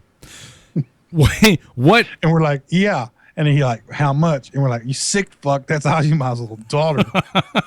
And then he was pissed off because he was, he was wanting to fuck a midget. Well, I mean, there was that midget in Tokyo. Where were you, Jim, in Korea? Camp Castle, right beside Casey. All right, so you know where Camp Castle was, the turtle farm, was it not? Turtle farm?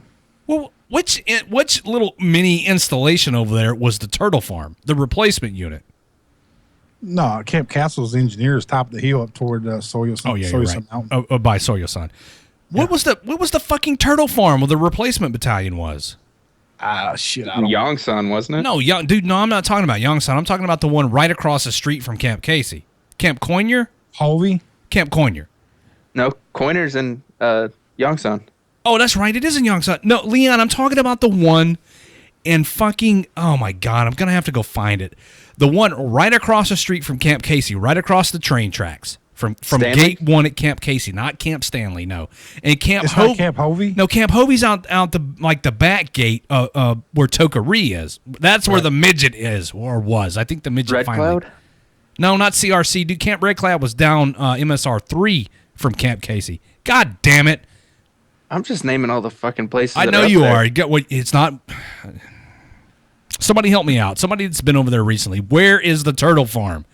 If you can tell me what installation the fucking turtle farm is on, I'll give you a sticker. This is driving me nuts. It's definitely not Camp Coiner. That's I know they all have turtle. They all have turtle ditches. Yeah, the turtle ditches all come from the turtle farm. That's how the replacements get to their units. Jim, the more you know. Yeah. God damn it. I gotta go look.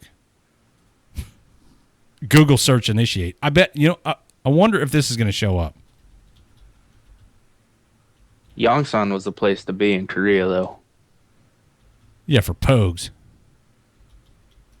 I'm sorry. I'm sorry. That was mean of me to say. Yes, I am a pogue, and it was the place to be. Camp Mobile? I think it is. If so, Leanne gets a sticker. I don't. WTF Nation Radio, you're on the air. Are you talking about Tire Gang Terrapin Farm? What now? Tire Gang Terrapin Farm. No, I'm talking about Max. I'm talking about the fucking turtle farm, dude, across the street from Camp Casey.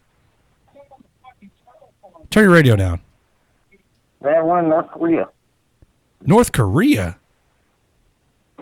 Yeah, that's D-Max, I'm not talking about an actual turtle farm, dude. I'm talking about the shut up, Bobby. I'm talking about the reception battalion for 2nd Infantry Division. Right there about I'll find that one. Well, I found the turtle farm in North Korea. No, this is not North Korea. This is in South Korea. Jesus Christ. It might be Camp Mobile. Who said Camp Mobile? Let me look. Let me go pull it up. Leanne said Camp Mobile. D-Max, get the fuck out of here. It may be Camp Mobile. Hold on. This is not how I wanted tonight's show to go at all. It's good shit. Yeah, I guess. Whatever. Camp Mobile. Well, whatever it is, it doesn't exist anymore. What the hell, dude? Camp Casey. And Tono-chan, also spelled TDC, blah, blah, blah. Wikipedia is pretty good about this kind of stuff. What the fuck, man? There's only 4 bases right now in Area 1. Camp Mobile. All right. Everybody just, this can't be it. Chernobyl? No, it's not Chernobyl. I type in TDC Korea and it comes up. The first thing is clubs. Yeah. Well, I'm not looking for TDC. I'm looking for the Turtle Farm.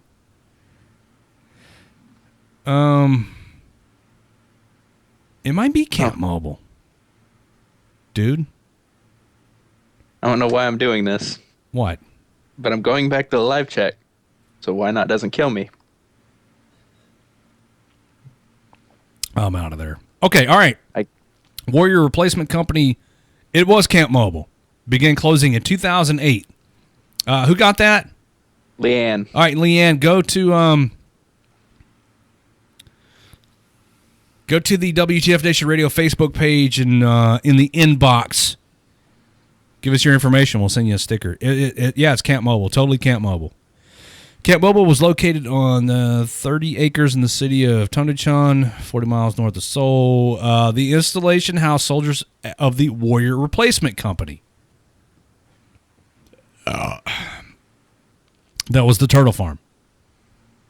Nearby facilities. Blah, blah, blah. There was a Katusa snack bar there. All right, so when you got to the Turtle Farm, one of the things that they told you was, while you're in replacement, you can't go downtown. Like, you can't go off post. You could go to Camp Casey. You could leave the Turtle Farm and go across the street to Casey, but you couldn't go out in town. And you couldn't drink alcohol. And I got there, dude, on like a Friday. A Thursday or Friday. And they said, no alcohol. I was like, all right, sweet, whatever. So I immediately grabbed a private straight out of AIT, and we went to the Katusa snack bar and got a bottle of soju. Because whatever, fuck the rules. And got drunk. And then we went to Camp Casey and went to the enlisted club and got more drunk. And then when we were trying to leave Camp Casey to go back to the Turtle Farm, we got stopped by 2 CP, like Courtesy Patrol majors in uniform, and we had this private, and they were like, oh, what the fuck, where are you going? You can't take this dude off post, he's shit-faced. I said, sir, we're going back to the Turtle Farm. And he looked at me, and he says, You're not supposed to be drinking while you're in replacement. I said, yes, sir, I know that. We got to get this dude back on over here to the barracks and get him in the bed. They looked at each other and kind of smirked and are like, get the fuck out of here. And so I knew immediately that Korea was going to be a little bit different than a stateside tour. And I liked it. As much as it sucked being away from home and being out of the country, things were a little more laid back in Korea. At least they were back then. Now, as I understand it, Korea is perpetually under General Order Number 1, and you can't do anything. Yep. But when I left there in 98, it was just laid back, a more laid back version of the Army. And it wasn't that bad, aside from the obvious, which was being... I spent 6 months out of my year there on GO1. Fuck that, dude. We used to get fucked up every weekend. But hey, I didn't say I didn't drink. I just said I was on GO1. All right, let's see. Zachary says, I got a dumb question. I'm pretty sure. We just want to ask to make sure. I'm in the Army and just got something about selective services. Do I still have to register, or do I automatically get... You know what, dude, Zachary? All this selective service shit, I never registered for anything. I just joined the Army when I was 17, and that was that. Yeah, I started to say, I don't think I registered for selective service. I think once you've served, once you're in and you've served, I think you're pretty much, you volunteered, you're kind of exempt from the draft. I don't know, dude. Hunter, you register when you turn 18. I was 17. I turned 18 when I was in AIT phase of OSUT. And I never had to register for anything. I mean, I didn't go to jail for it, or yeah. Peter says you're active. You already signed a selective service. I don't know. Whatever. However that works. Probably signed that shit when you went through MEPS. Yeah. You know what's interesting that we're talking about? Earlier I talked about, how I'm going to initiate the paperwork to file for my VA disability compensation. And when I went through, I started looking back through my medical records. And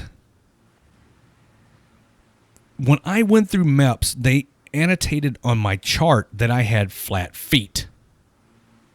It's right there on my chart, dude, when I went through my MEPS for my initial physical. And why'd they let me in the Army if I had flat feet? Back in, 94, peacetime Army, too. It's not like they really needed people. Anyway, so fast forward to 22 years later, my feet are all fucked up. I'm filing, dude. I'm going to get what I can from the VA.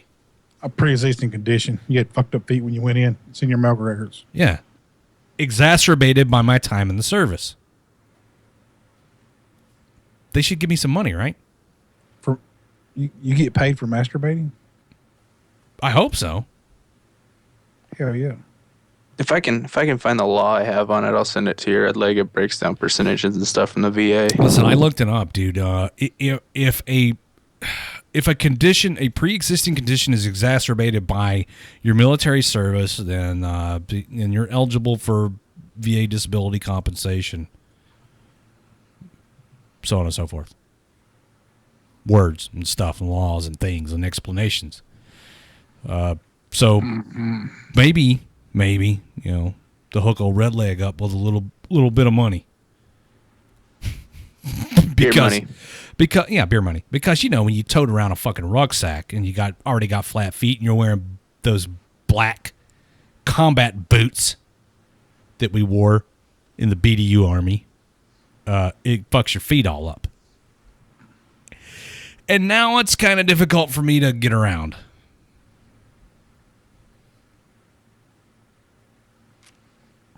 Right, Jim? It sucks to get old. I guess. What do you mean you guess? You're older than I am. You old fuck. All right, guys. Let's see. I'm going to move on. Calling Jim old. You didn't use your arch supports they gave you for your flat feet? I have custom orthotic inserts, and I use them, and my feet still fucking hurt, and I limp around. I'm talking about back in the day. They didn't give you any supports. No, they didn't give me any. So they annotated you had flat feet, but yet didn't give you arch Didn't support. give me anything. I got arch supports finally. I joined the Army in 94. I got arch supports about 6 months ago. From the VA? Yeah. Oh, well, yeah. Did you ever wear jungle boots? Yes. That's all I wore was jungle boots. When I was in, you could still wear the green ones, but they were phasing them out. But I wore black jungle boots is like pretty much all I wore. Because they're more comfortable, they're lighter, my feet sweat constantly. So even in the winter, I wore black jungle boots. I like jungle boots. Yeah, they were pretty comfortable.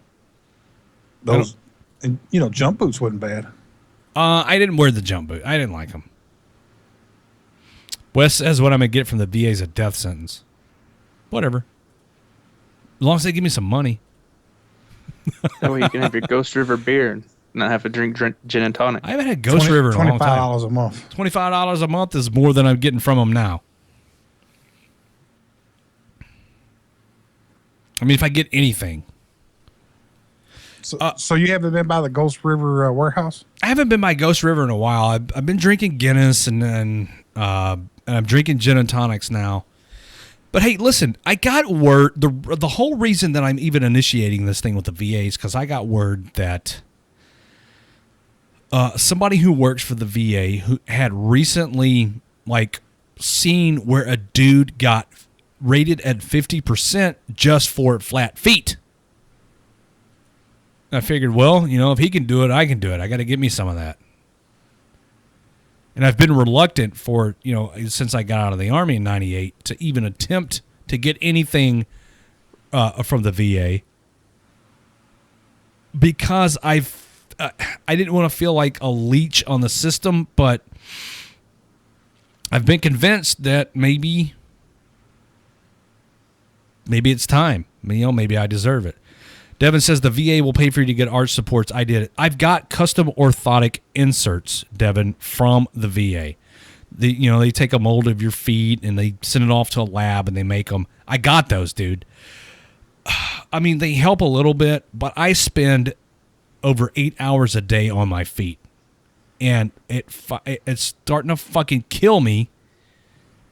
Because number one, I'm not getting any younger, and number two, I'm not getting any lighter. Mrs. Redleg made a comment yesterday about how fat I'm getting from drinking all this beer, which is why I'm drinking gin and tonic tonight, by the way. I gotta, Mrs. Redleg says I'm getting fat. I gotta do something. I should probably go to him. Get something for my breathing problems. Yeah. Because I mean, I only painted every fucking vehicle we had with that Cark paint. It's just rough, right? Yeah, and all we had was like a white painter suit, like Tyvek, with a cheap ass hood that had just the like the air hose from the air compressor hooked into it, just pumping compressed air compressor air, not compressed air, but fucking Cark paint. When I got to Fort Hood in January of '95. I was amazed at the number of pink vehicles. What the fuck happened with the paint mixing that all those vehicles turned out pink, Jim? Red and white. Why were there so many pink vehicles? I don't know. Budget cuts, Red Lake budget It's cuts. supposed to be desert, like sand colored. Yeah, that's what I used. Right, these were pink because they were all camoed. Oh, so we shot them all down with, the chemical resistant paint, that Cark paint. Yeah. Turn them from woodland, BDU green to desert sand. I was I was almost happy to get to Korea and see some vehicles painted in woodland camouflage pattern because of all the pink. You guys hear the sirens? Let me turn my mic up. Maybe you can hear them. You guys hear that shit? No, I have tinnitus. What are we listening to? Ringing in my Sirens. It's like a fucking, it's the apocalypse every 30 minutes in this town. The fucking sirens. Yeah, I think you need to tell them you got tendonitis too. Tinnitus? That's on there. Tinnitus. Yeah, that's on there. It's totally on my claim. Because the person that's doing it's a pro at this shit. Nicole, thank you. Start pulling your. I'm not pulling any medical records. I have copies of my medical records. I should go get them and read them after the break about all my shit. I think the thing about me having the crabs is in there. Maybe where I hurt my arm and some other crap. Let's take a break because this is the let me see. Get it set up here. You gotta slow down on these gin and tonics. It's bad radio. When I get drunk and do radio, it's not entertaining for me. Hey, you're up to 7 now. So 7? Bobby's keeping count of how many drinks I've had tonight. I think it's working out better because you had like 50 listeners the first half. Now you got over 100. So all right, on the Facebook Live. Good. We're going to take a break, guys. Gin and tonic. Listen to this another J Ready chop, and then we'll be back, and we'll finish up the show here on WTF Nation Radio. Shots. The voice of U.S. Army, WTF Moments. This is WTF Nation Radio. What's up, guys? This is Matt Best, and you're listening to WTF Nation Radio. So listen the fuck in. Hey, this is Jay Reddy. Join me and the rest of the WTF Nation Radio staff at the Freedom On Festival on October 14th at the Coors Event Center in Boulder, Colorado. Visit us at our website at WTFNationRadio.com for details to find out how to get tickets. Shots. I'm gonna answer the damn phones now. Turn your radio down. Hey, 5-4, are you on the air? Turn your radio down for me, please. Hey, Jim, you had something you wanted to say? That shit makes me neurotic when I can hear myself talking. Turn your radio down. Can you answer the question? Turn your radio down, dude. He's on previous callers using fake names, I hope. I don't think it is. ham bone? Yeah, I think these are new callers. Hey, do me a favor and turn your radio down in the background. It's making me feel Turn that weird. shit off. Turn your radio down. I just wanted to say it's like I enjoy your radio station. Oh, thanks, I go dude. by Skin Daddy. Oh, yeah. I'm the albino Barry White. What's up, Red Legs? It's Wheels from Michigan. This is Wheels from Michigan, I said. Quit mumbling. Here, man. Hey, awesome. Hey, how's it going, Red Leg? How are you doing today? Not worth a damn. Do you got anything to talk about? Not really. Bobby says he's got a tummy ache and may not be able to get through the whole show tonight. Yeah, Bobby's pregnant. He's gonna be a soccer player. You feel them kicks? Get him out of the fucking country. Forever. Right. In a body bag. Forever. You're one of those dickheads that rips people off by watering their drinks down. Yeah, of course you're a dickhead. No, you're a dickhead. Yeah, thanks for ruining our anniversary, dick. You fucking dumb twat. Fuck you fucking two-timing fuck, Redleg. Hey, Matt, you want to talk to my intern? Sure. Bobby, talk to Matt. Say something smart. Hey, what's going on, Matt? What's going on? We've already done introductions, bro. Get down to business. I just want to know what it's doing, asshole. Fuck you, Seven. Why are you Hello, yelling Bobby. at me? I How are didn't you? say a goddamn word. Those Raptors 6, you fucking shitty intern. You got Matt Best on the phone, and that's the best you could do? I'm All right, sorry, Matt. Okay, all right. Bobby, go ahead. No, this is good radio. Yeah, this is good radio. Yeah, this is great radio. It'd be a great date. You know, we'd just sit there and stare each other aimlessly in the eyes.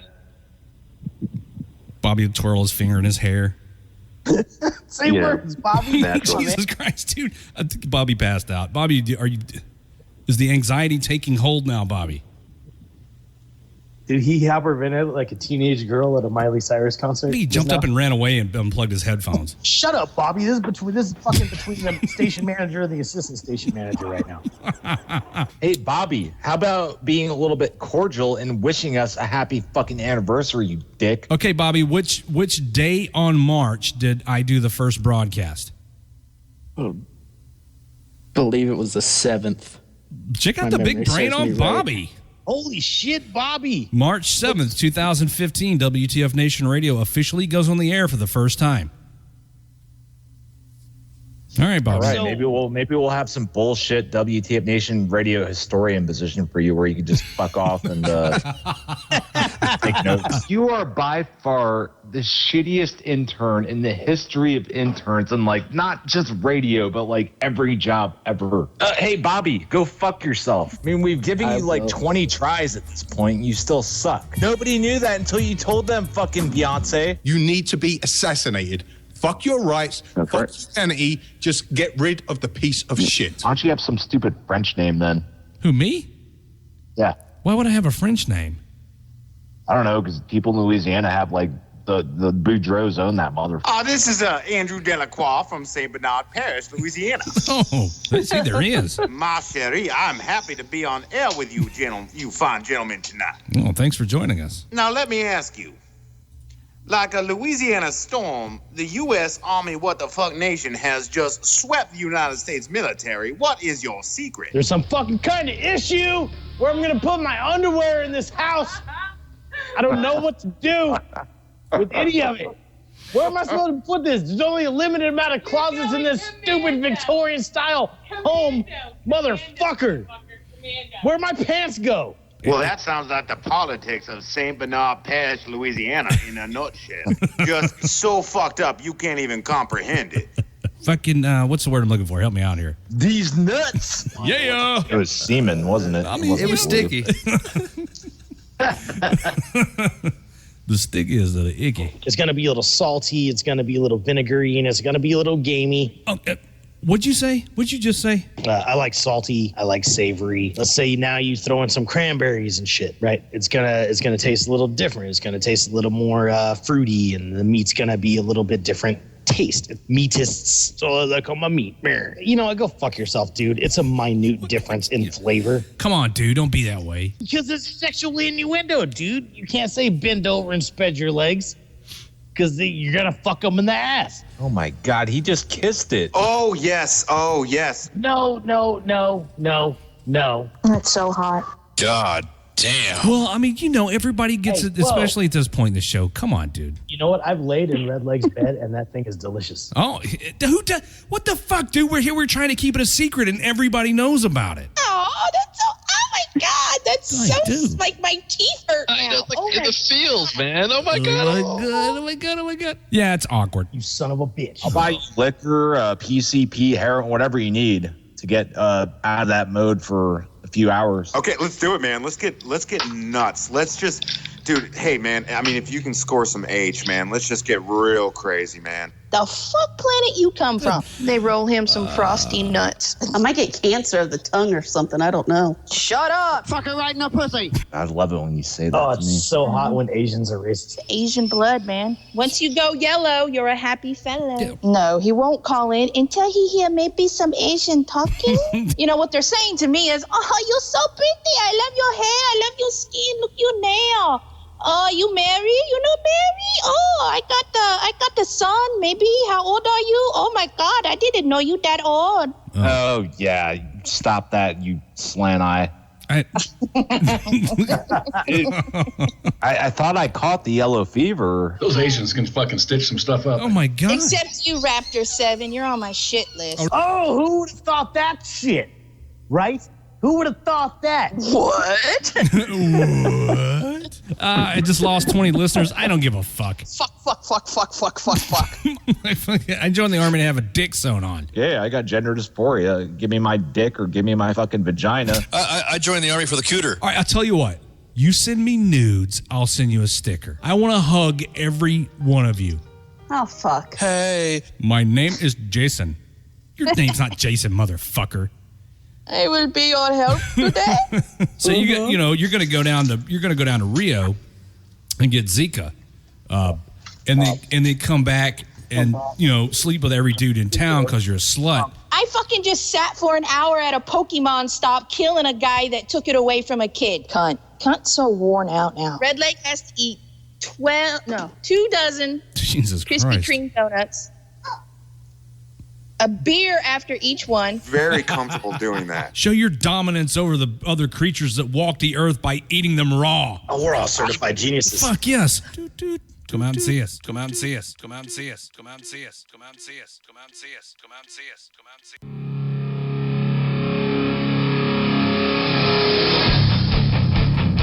us. Hi, everybody. Thanks for sticking around. This is the last hour of the show. Well, WTF Nation Radio, it's the Monday edition. I'm your host, Redleg, and I'm joined tonight by Jim Beam, and I think Pie's, around here somewhere. Maybe. Pie's working on stuff. Maybe getting geared up for the Colorado trip. We're going to be in Boulder, Colorado on October 14th. Well, let me back up. We're going to be in Colorado on the 12th. We're going to be there the 12th through the 16th, but the actual event at the Coors Event Center in Boulder, Colorado is on the 14th. There's going to be a show, and there's going to be people there from, let's see, the cast of Range 15 will be there. Folks from Article 15 and Ranger Up, Girls for Gunslingers. There's going to be a concert. All that Remains is playing. What's the name of the other band? Jesus Christ! If I don't have it right here in front of me, Remains, I can't remember. Louis Bryce. Assuming We Survive. Yeah, Assuming We Survive. Justin Jean's son from fucking Brandon. So there's going to be a show. Go get your listen. Go to. My mesothelioma is acting up. Excuse me. Go to WTFNationRadio.com. There's a post there on the website about what's going on, where you can get your tickets, how you can get your tickets, and just come hang out with us. We're going to be staying in Denver.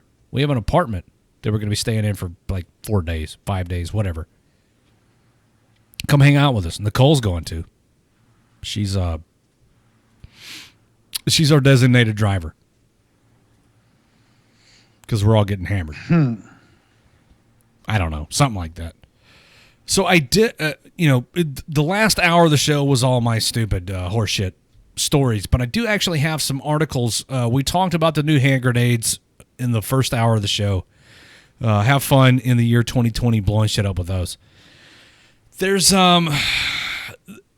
evidently there is a like MOS specific PT test coming out.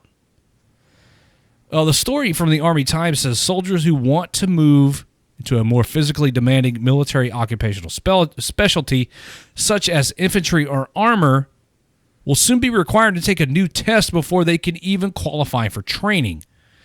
The Occupational Physical Assessment Test, or OPAT, because the Army loves its acronyms, is currently being tested with new recruits. The gender-neutral test is designed to help determine which MOSs a person can sign up for based on how well they perform. For example, prospective soldiers who want to go into a combat arms MOS such as infantry will need higher scores than recruits vying for a different MOS.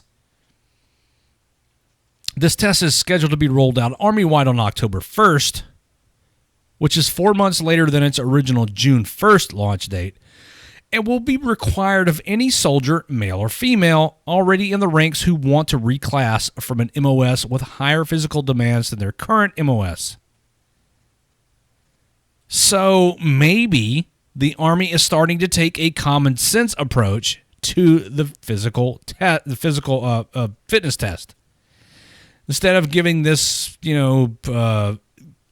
unbalanced, gender-specific blanket physical fitness test to everybody, now they're going to do one that makes a little more sense, and it's going to be based on your MOS and not just on your age and your gender. Wow. Good job, Army. The new requirement comes as the Army works to integrate women into its previously closed combat specialties. Secretary of Defense Ash Carter on December 3rd lifted all gender-based restrictions on military service, paving the way for women to serve in the previously all-male infantry, armor, and special forces fields, and opening nearly 220,000 jobs across the military. They left artillery out. I'm kind of pissed about that. Huh. I feel slighted. Army Times. Fuck you. So, yeah, look forward to that, ladies, dudes. Is anybody even listening to the show anymore? Is everybody just kind of watching football with the Facebook thing going in the background? I was just wondering if they called the old Pat test because, they'll figure out if it's, what gender Pat is. Maybe. Because, Pat's a non-gender specific name. Pat. Patrick? Or Patricia? Right. There is an article. Nobody's nobody's listening to the show. I could just go to bed, dude. This is great. Nobody's listening. Fuck yeah. I can just fucking turn it off. Nobody know the difference. I'm tired, dude. I was gonna leave, but I've seen everybody else left you, so. Fucking pie. It shows Pie's on the call. He's not talking. I started to stay on mute, and I let you know I was here. You come back and be like, fine. Jim, and then. Nah, no, dude. But whatever. I'm here now. We're good. Okay, so Forbes.com recently released an article entitled 5 Reasons the U.S. Army Will Lose Its Next War in Europe, Maybe in 2017.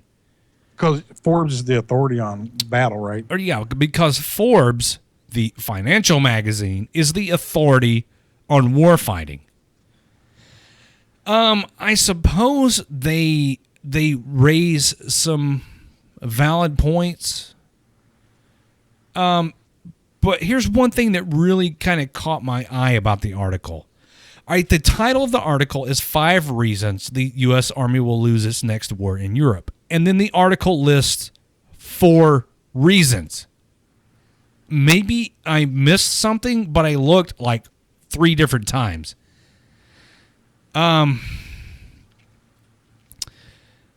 Reason number 1, geography favors the enemy. Reason number 2, the Army is woefully unprepared. Reason number 3, much of the joint force would be sidelined. Reason number 4, NATO allies aren't committed. Reason number 5, I don't see it. Where's the 5th one, Forbes? You motherfuckers, you're supposed to be like in numbers are your specialty, but you can't count past 4?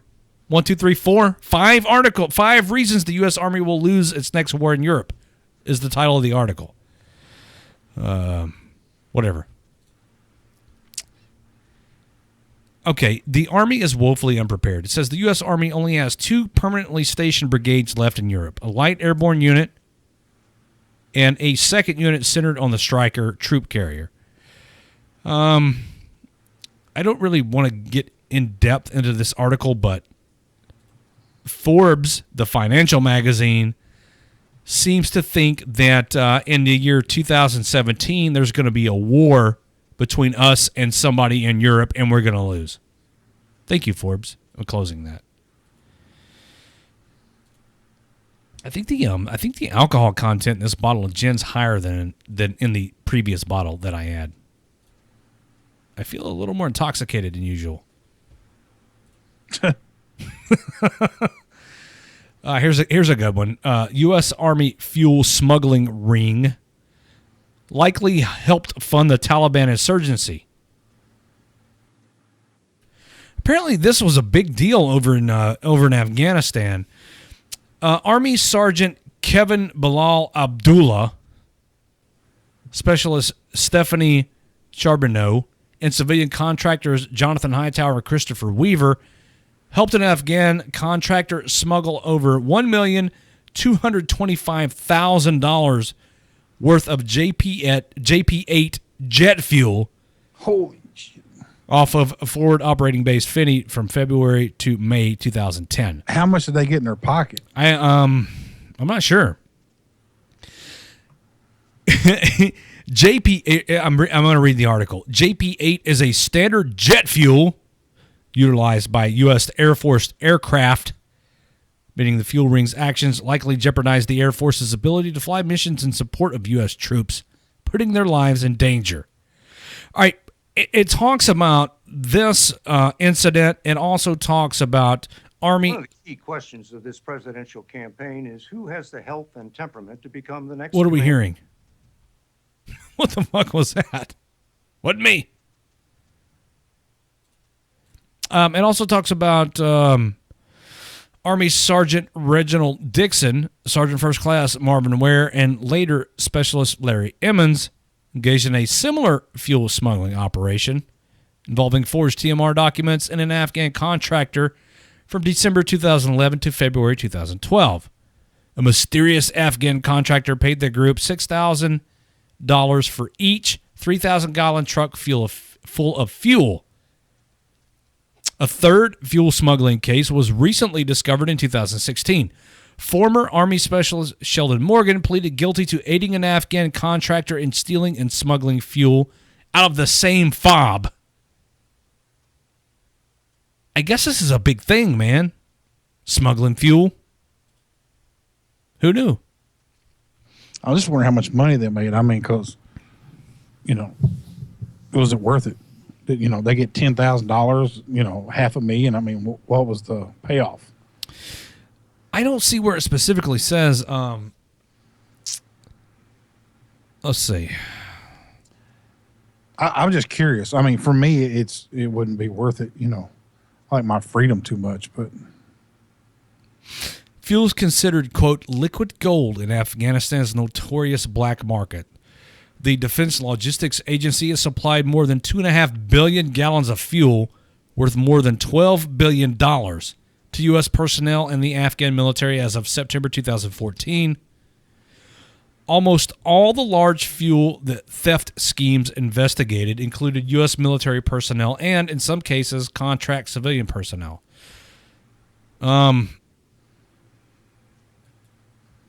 Greedy motherfuckers. What the hell, dude? Yeah, a master sergeant when I was in Korea got hemmed up over about $1,200 worth of U.S. locks. $1,200. Yeah. Of 200 series padlocks. Yeah. $1,200 worth. You know what I mean? That's like 6 locks. 19 and a half years. You know what I mean? Damn.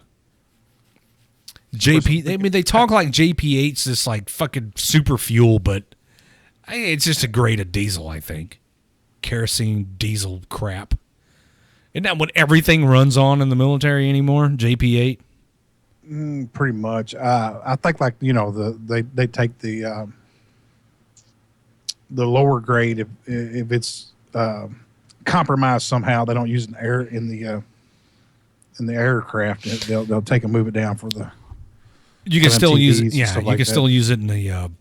I mean, that's when I was on the gun line. That's what all our vehicles burned.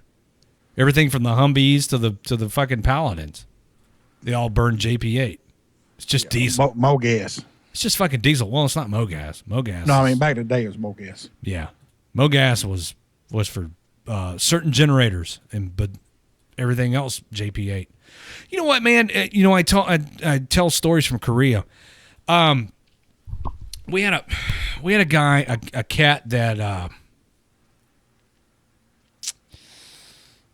when he was the commander's driver before me. I drove the commander for my unit, and I was the unit training NCO. But before me, there was this dude, and anybody that's been to Korea knows how cold it gets. And they were in the field. This was the winter before I got there. I got there in like June of 1997. So the winter before that. The commander's driver, they'd gone to the field, and the commander and his driver were living in a GP Small. And, the fucking GP Small doesn't have a floor, so he put a tarp down, and he had a Yukon stove in there.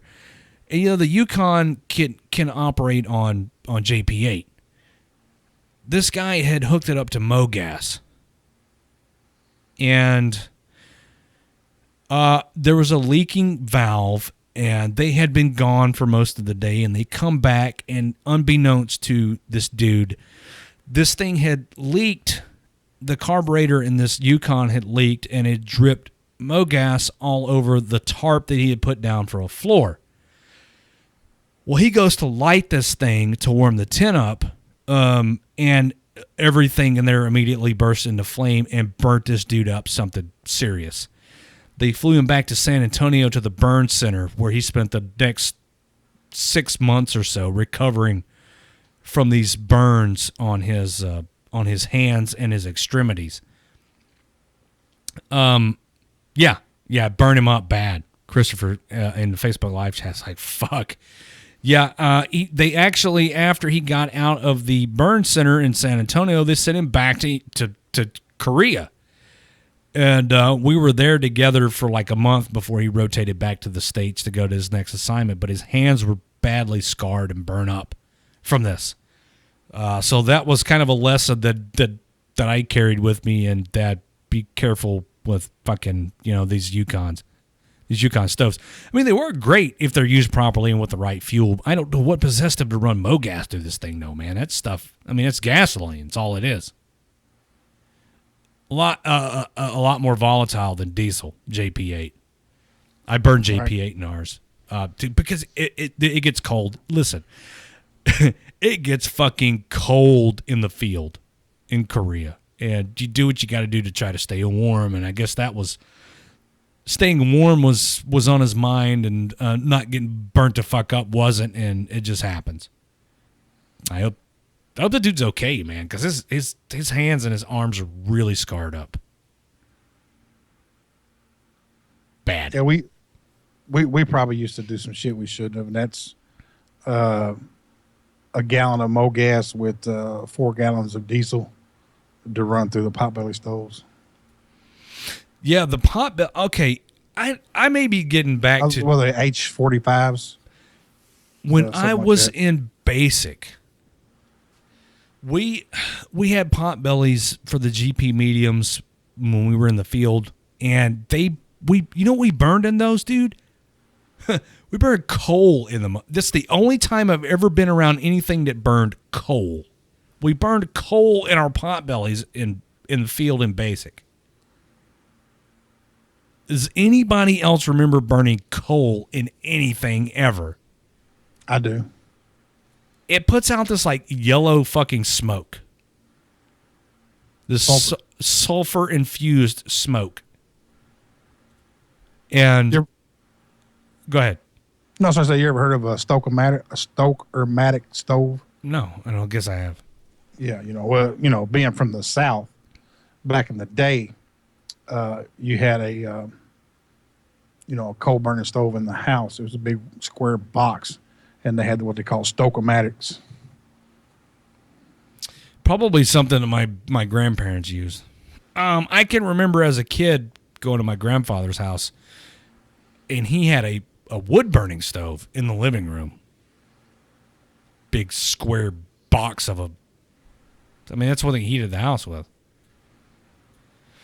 But I'd never encountered anything that burned coal until I went to basic at Fort Sill. That was funny to me. A coal burning stove. David says not everyone was around during the Great Depression, Red Leg. Yeah. No, I don't remember the Great Depression. I think I was just a kid back then. No, dude, I remember the coal burning stoves, and when I got to Fort Hood and was on the gun line, I was in the M109 Alpha 3, and it had a flame heater in it. It used fuel from the vehicle's fuel system, and that's what heated the crew compartment and also our water cans. We would put a water can in front of it and let it run, and that's what we used for shaving the next morning. You didn't use immersion heater? No, they had immersion heaters. Service battery did, like the cooks and shit. But out on the gun line, no, we didn't. Yeah, we use those in basic training for hot water. Immersion heaters. Have you ever seen one blow up? Yeah, I sure did, right in my face. It's a novel concept. You attach a fuel can to it, and you start a fire in the bottom of it, and you drip fuel onto an open flame, and that's what keeps it going. And there's a little cap on a swing arm. You put a little fuel in it, yes. light it. Yep. And then you move it over so that the drop of gas is split between the flame and part of it, and it starts dropping fire down the bottom, and then you let it rip. Yeah, you're dripping fuel onto an open flame, and they're prone to exploding. Yeah, so old boy says, man, I can't get this thing to light. And I'm like, well, how many times you tried it? Oh, not very many. So I go over there and I fire it up, and boom. Yeah, it blows the do they still use immersion heaters? There's so much like ancient technology, Jim, that we may know that the people don't know. I like to have one. Hey, shit hits the fan, man. 55-gallon galvanized can and some rainwater, and you're good to go. Yeah, it was just basically a trash can full of water, and the heater went down like it was the bottom was like a donut-shaped thing. Yeah, like a coal. Right. And then there was a fuel tank that held, a gallon or two of fuel? Probably. And you're talking about the swing arm with the little cup. Well, you filled the little cup up and you lit it. Yeah, it had like a wick or something in it. Right. And it dripped, or you lit it, and then you turned on the valve, and it dripped fuel down into the bottom of this round donut-shaped thing. Oh, wait a minute, we're forgetting a process. What's that? You put the fuel in the drip cup with the wick, and you light that, and you put it back into, let it go back into the stovepipe, and that heats up the top of the stovepipe to create a draw, the flow. Yeah, and then so I think you did that before you started the bottom. I'm not sure. Well, you were supposed to. But yeah, there was like four 2-foot sections of like exhaust stack that went up. And then, you got it going, and then you dripped fuel onto an open flame in the bottom of this goddamn thing. And, after a while, it heated up the water. Yeah, and if you ran it too hot, you're talking about rolling smoke. Yeah. Give away your position real easy. But, the service battery, which is where the cooks were, they used it in their field kitchen, and they had 3 of them set up to wash dishes in. The first That's time how they heat the soup up. Come on. The first time I was introduced to an immersion heater was because I got assigned to KP and had to go to service battery and wash dishes and crap in the field. They let you take the steel screen and clean the immersion heater. Oh my God. I don't remember that. I do remember like getting to eat whenever I wanted to, which I thought I was like, when they gave me KP, I was like, what the fuck, KP, dude? I didn't join the Army to wash dishes. But then when I got to service battery and out to the field kitchen, they were like, hey, man, do you want something to eat? I was like, yeah. And then a couple hours later, like, you want something else to eat? And I was like, fuck yeah. So I ate for a whole day while I was on KP, and it was great. Everything to drink and whatnot. Yeah. I got in trouble one time, got put on KP duty at the midnight mess hall. It was real punishment because they went to the field during the time I was on that punishment. Oh, shit. And you got to stay back in the rear. Yeah. All right, so I finally figured out U.S. Army WTF Moments on the Facebook page. They've been posting pictures of this. Have you seen the vehicle with the bumper the bumper number Fuck It 1 or whatever? Fuck It? I haven't. Okay, so there's this thing going around, and the bumper number on it is like FCK1 Tango or something. That turns out it's a field kitchen. All I remember was the trailers, the fucking the pop-up camper. Right, the pop-up camera looking thing, the mobile kitchen trailers or whatever they are. MKT. Yeah. Yeah. Well, now there's this new thing. Has Facebook Live died or no, it's still going? Jesus Christ. I can never tell. But anyway, so I guess the Fuck It bumper number is a new kitchen thing. But I can remember when we would go to NTC, which was a 30-day rotation, 1 week in the Dust Bowl, 2 weeks in the box, and another week in the Dust Bowl, that they had the MKTs set up, and that's what they fed us out of. The hot A rations. Ugh.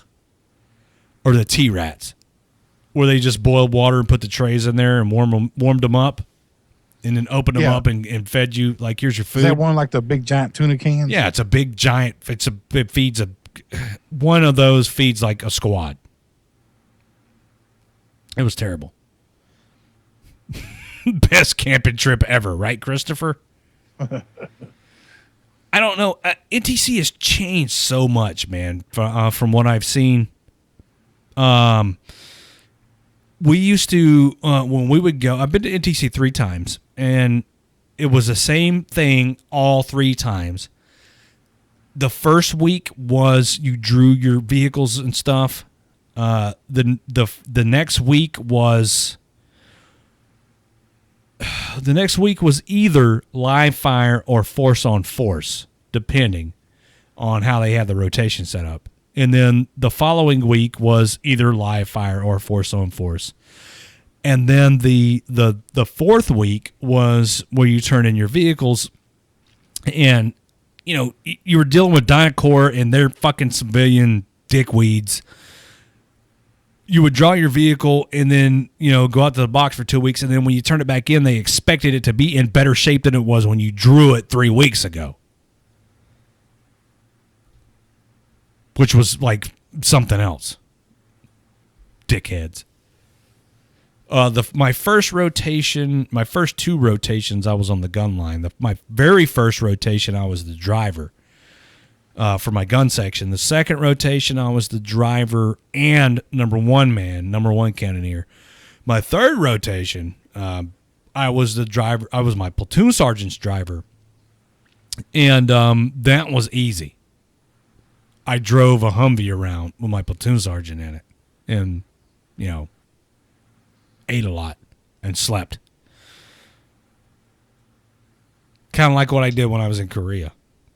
So y'all didn't take your own vehicles out to NTC? No, we drew vehicles when we got there. Well, we used to load them up on a railhead and take ours with us. We did railhead. The battalion railheaded some of the stuff, but for the most part, like our guns, our ammo carriers. Something that struck me kind of weird was my first rotation at NTC, we drew the fast Vs for our ammo carriers, the M998s. The second rotation out there, we drew 548s, which was really like ass backwards because the fast V, the M998, replaced the M548. So why did we draw those one rotation in 95, and then in 96 we like went back in time and drew the 548s? I didn't get it. I guess that's just whatever they had. And then our third rotation, we drew fast Vs again. And Humvees, we drew Humvees there. They didn't railhead a whole lot out. I mean, they did to, what is it, Yakima, whatever the fuck that railhead place is out there. Stupid. I'm so glad I'm out of the fucking Army. Jesus. Fuck. Yeah. Listen, man. There's some of this. There's some stuff that I miss, but a lot of crap I don't. Yermo, yeah, he's Yermo. No, Christopher, 998, not fast. Here, let me spell it for you. Hold on. Fast V. FAASV. Ford Area Ammunition Supply Vehicle. M998. Is that 998? Hold on. I may be telling you the wrong fucking number. Oh, that's a Humvee. What the fuck is a fast V? I got my fucking wires crossed here. M992. Yermo. What's Yakima? Y-A-K. I'm a... M992 is the fast V. Yeah, y'all didn't railhead down to Barstow? No. What we did was we got on the fucking plane at Fort Hood and we flew into Victorville. Got off the plane at Victorville, got on a bus, and went to Fort Irwin. Yermo is the railhead. We didn't send much there. M992 fast. Right, M998's a Humvee. How did I not know that? Well, maybe because I've been out of the Army since 1998. I forget things. You know the sailor that took pictures of the nuclear submarine? That guy. He got a year. Oh, wow. For doing that. And then last night, 60 Minutes did a piece on the USS Kentucky nuclear submarine. Mm-hmm. They were all over that motherfucker with cameras. So this dude gets a year in jail for taking pictures, and then they go through this submarine. Well, maybe it was because... Wasn't he like at where the reactor is? At the propulsion, yeah.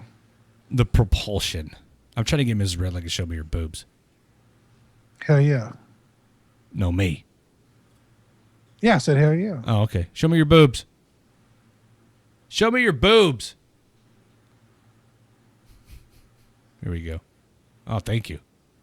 Oh, nice. Very nice. Yeah, Matthew says I enjoyed drawing the old deuce and a half. We drew deuce and a halves too, and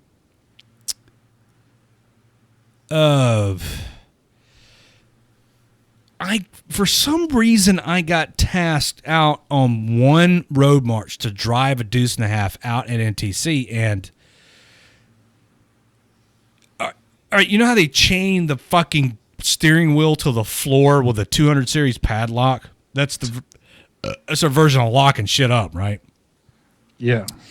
Evidently, they had lost the key to this particular lock, and instead of cutting the chain, they cut the steering wheel. Daniel says Yakima is in Washington State. Dude, I'm so fucking lost right now. Yermo was the railhead. So instead of cutting the fucking lock on this thing, they cut the chain about halfway between the steering wheel and the floor. Makes a lot of sense, right?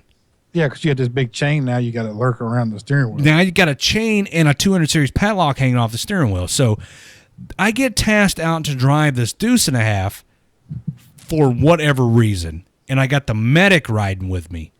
And we're okay. You know the deuce and a half has no fucking power steering, so you got to manhandle this thing. I'm driving, and it's at night, and we're kind of on the side, driving along the side of a ridge. And at one point, I ran off in a hole. I ran one of the tires off in a hole, which caused the steering wheel to spin really fast with this lock and this chain hanging off of it. And it beat the fuck out of my arm about 5 good times before I could get away from it. Dude, I thought it broke my fucking arm. It beat me up pretty good. Good thing I had the medic with me. He's like, no, it's not broken. Thanks, Doc. I don't know why I got tasked out to drive a fucking deuce and a half to begin with when I'm on the gun line. I'm on a gun section. I smacked Miss Redleg on the ass. I don't know if you heard it. You hear that? Yeah, Is that what that was? Yeah, she's way over there by the door. She's taking garbage dog outside. Let mosquitoes in. The NTC sucked. I was hoping I was getting a dull complexion off your forehead of the boobs, but it didn't quite happen. Oh no, I'm not. My forehead's not that reflective. You don't get to see the boobs. Those are just for me. Matthew in the Facebook live chat says, "Is anyone else drunk?" Little bit.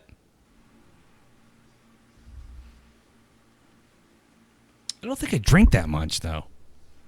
I mean, it's just like, oh, this was a new bottle, and it's to like right there. Can you see that on the camera? How much is left in here? I didn't really drink that much.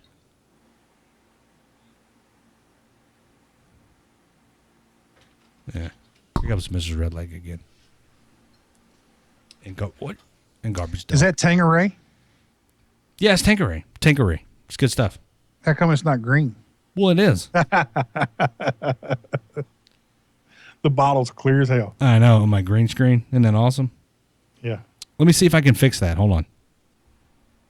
No, it's fine. No, I'm gonna, because the show's over in like 17 minutes. All right, hold on. Let me see what I do here. Oh no, that's not it. It flickered. Wait, let me turn the chroma key off. There it goes. Look. All right, now here it is. Ooh. I'll turn it back on. Did you see it? Yeah. Yeah, there it goes. Still doesn't look green, though. Oh, you're right. The marvels of modern technology. I just revealed my secrets to everybody. Yes. Still Girl, clear. Kick you out of Fight Club. Here comes Mrs. Redleg and Garbage Dog.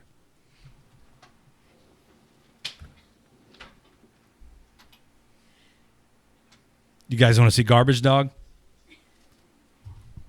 Come here. Come on. Here she comes. Ho, ho, ho, ho. Garbage Dog. Because, the show's almost over. Ooh, you stink. Oh, my God. All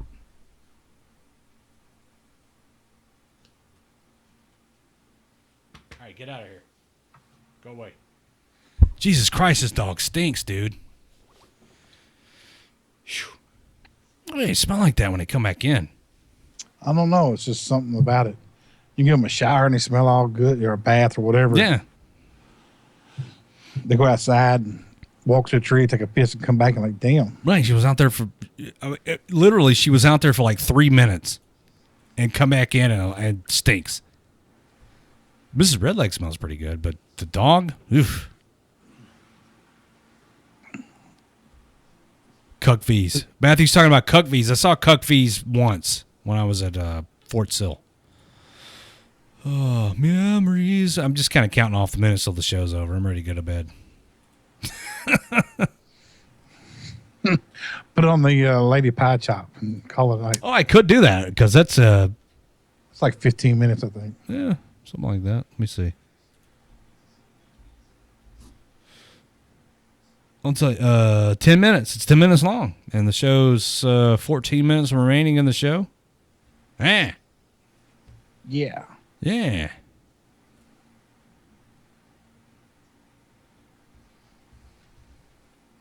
Fuck it, dude. Yeah, we had a. You talking about those? We had a Blazer that went missing. A Cuck V. And yeah, and to my knowledge, it's still gone. Ugh. Oh my god, I'm so tired. It's still gone. Where did you sound like you may know something about this? Statute of limitations not up on it yet? I'm just saying it you know, they didn't lock the fucking steering wheel down with the chain and the padlock. So. Did they actually do that in the Cuck V's? Do they have like a standard ignition like a regular vehicle? You don't have to lock the steering wheel to the floor? I mean, who are they stopping? You can still drive like straight forward to get it motherfucker started up. Well, you know, it's supposed to be inside a locked-in fence as well. Oh, that's true. We kept the M109s and the Fast V's padlocked from the outside with 200 series padlocks because there was no steering wheel to chain to the floor. It had a yoke. Surprisingly easy to drive, like most tracked vehicles in the U.S. Army inventory. Left and right, forward and reverse. That was it. That fucking transmission was weird though, dude, because you had to shift it through the range of gears, but there was no clutch. You just fucking floored it and shifted. Like when you maxed out the RPMs in one gear, you slammed it into the next gear. Kind of like your lawnmower. Seems like they could have automated that. Made an automatic transmission. I love driving the 109. It was a lot of fun. Aaron wants to know if he should join the Air Force or the Marines. Neither. Join the Army, dude. No. It looks like he's got on a Marine uniform, unless that's a what do you call it? All right. You want my honest advice? He's got an ROTC uniform on. Yeah, that's the word I'm looking for. JROTC. Join if you're gonna pick between the Air Force and the Marines, join the Air Force. Hey, that's what my brother said. If you're not gonna be a man, go in the Marine Corps, go in the Air Force. They got it made. Yeah, they do. I've eaten in some Air Force defects, and join the Air Force. You know, to this day, just like if Air Force personnel are assigned at an Army base, they get paid BAH for living in the barracks because it's substandard to their living conditions. True story. Holy shit. Yeah. Yeah, I've got a cousin that's in the Air Force, and he's currently in England. And what's funny is his sister, my other cousin, is married to a dude that's also in the Air Force and is also in England. So, join the Air Force. They don't live in barracks. They live in dorms. And you get paid separate rats. This whole thing about being, when did they start charging you to eat in the fucking DFAC? They've always charged if you didn't have a meal card. When did they? No, I mean, they take money out of privates' checks to eat in the DFAC. Well, they've always done that. They just didn't give it to you. What? That's why they wanted you to go into the DFAC and get your number and log you in as coming in to eat, because that's how they got paid money to buy groceries for the DFAC. I don't know, dude. That sounds like bullshit to me.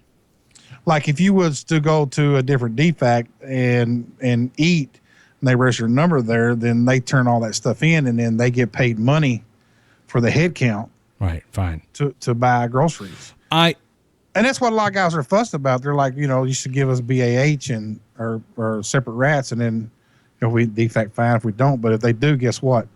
There's going to be no defacts open. They'll all be closed down because nobody's eating at them, and there'll be privates that are spending their money on hookers downtown.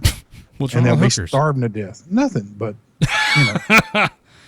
you can only eat them for so long. I only lived in the barracks when I was at Fort Hood. I lived in the barracks for about 3 months, and then the commander gave me and a couple of other dudes permission to get an apartment off post.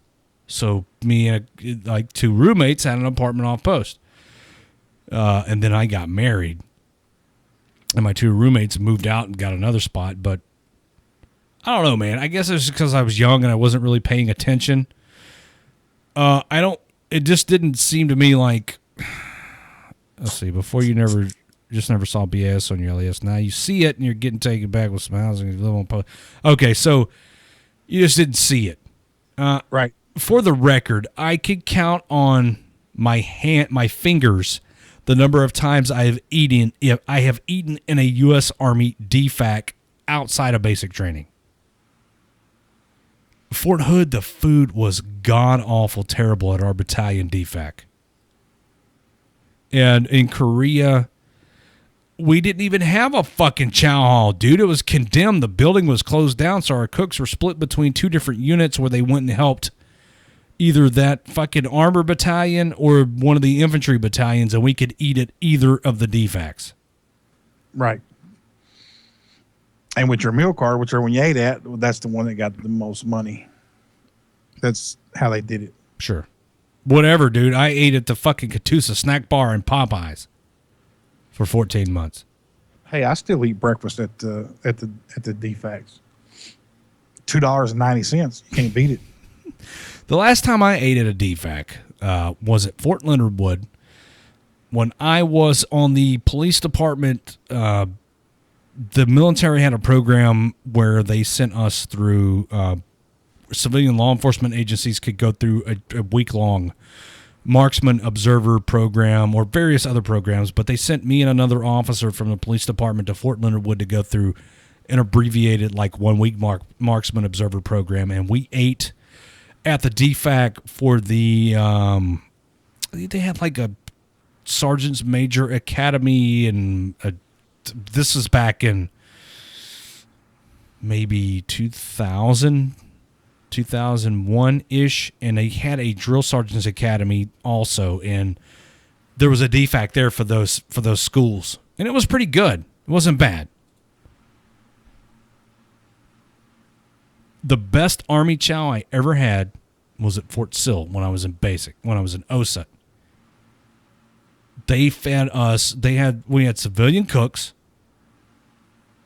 and oh, dude, the food was great. I don't know if it was just because I was in basic and hungry or what, but it was to me, it was the best chow I had the whole time I was in the Army. I liked it. Always left there full, dude. Never left hungry. Ate all we wanted. Drill sergeants didn't fuck with us while we were eating. You know, I mean, we couldn't lollygag around and fucking shoot the shit, but they didn't fuck with us. But they, man, we always ate good. 3 meals a day, and they closed our DFAC about 2 weeks into our cycle. I was in Delta Battery, 1st Battalion, 31st Field Artillery, Fort Sill, Oklahoma, and they closed our DFAC for remodeling, so we ate over at 3rd of the 321st. It was good, man.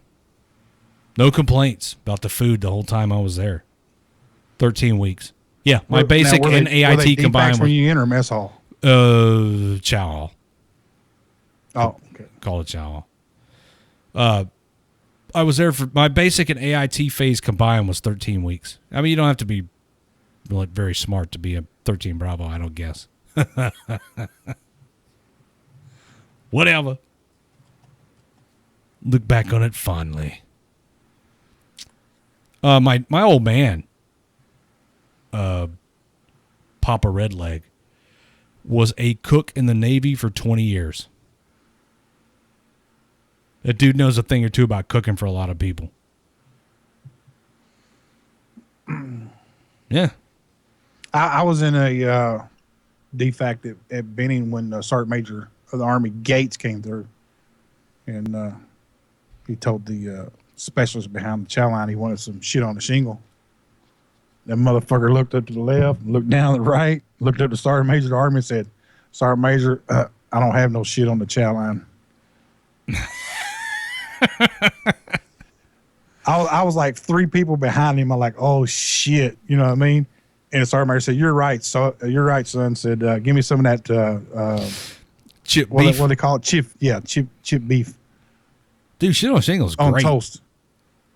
But that's what everybody called it. But I swear to God, man, that dude looked left and looked right, and he looked dead in his eyes. At Sergeant Major, I don't see no shit up here.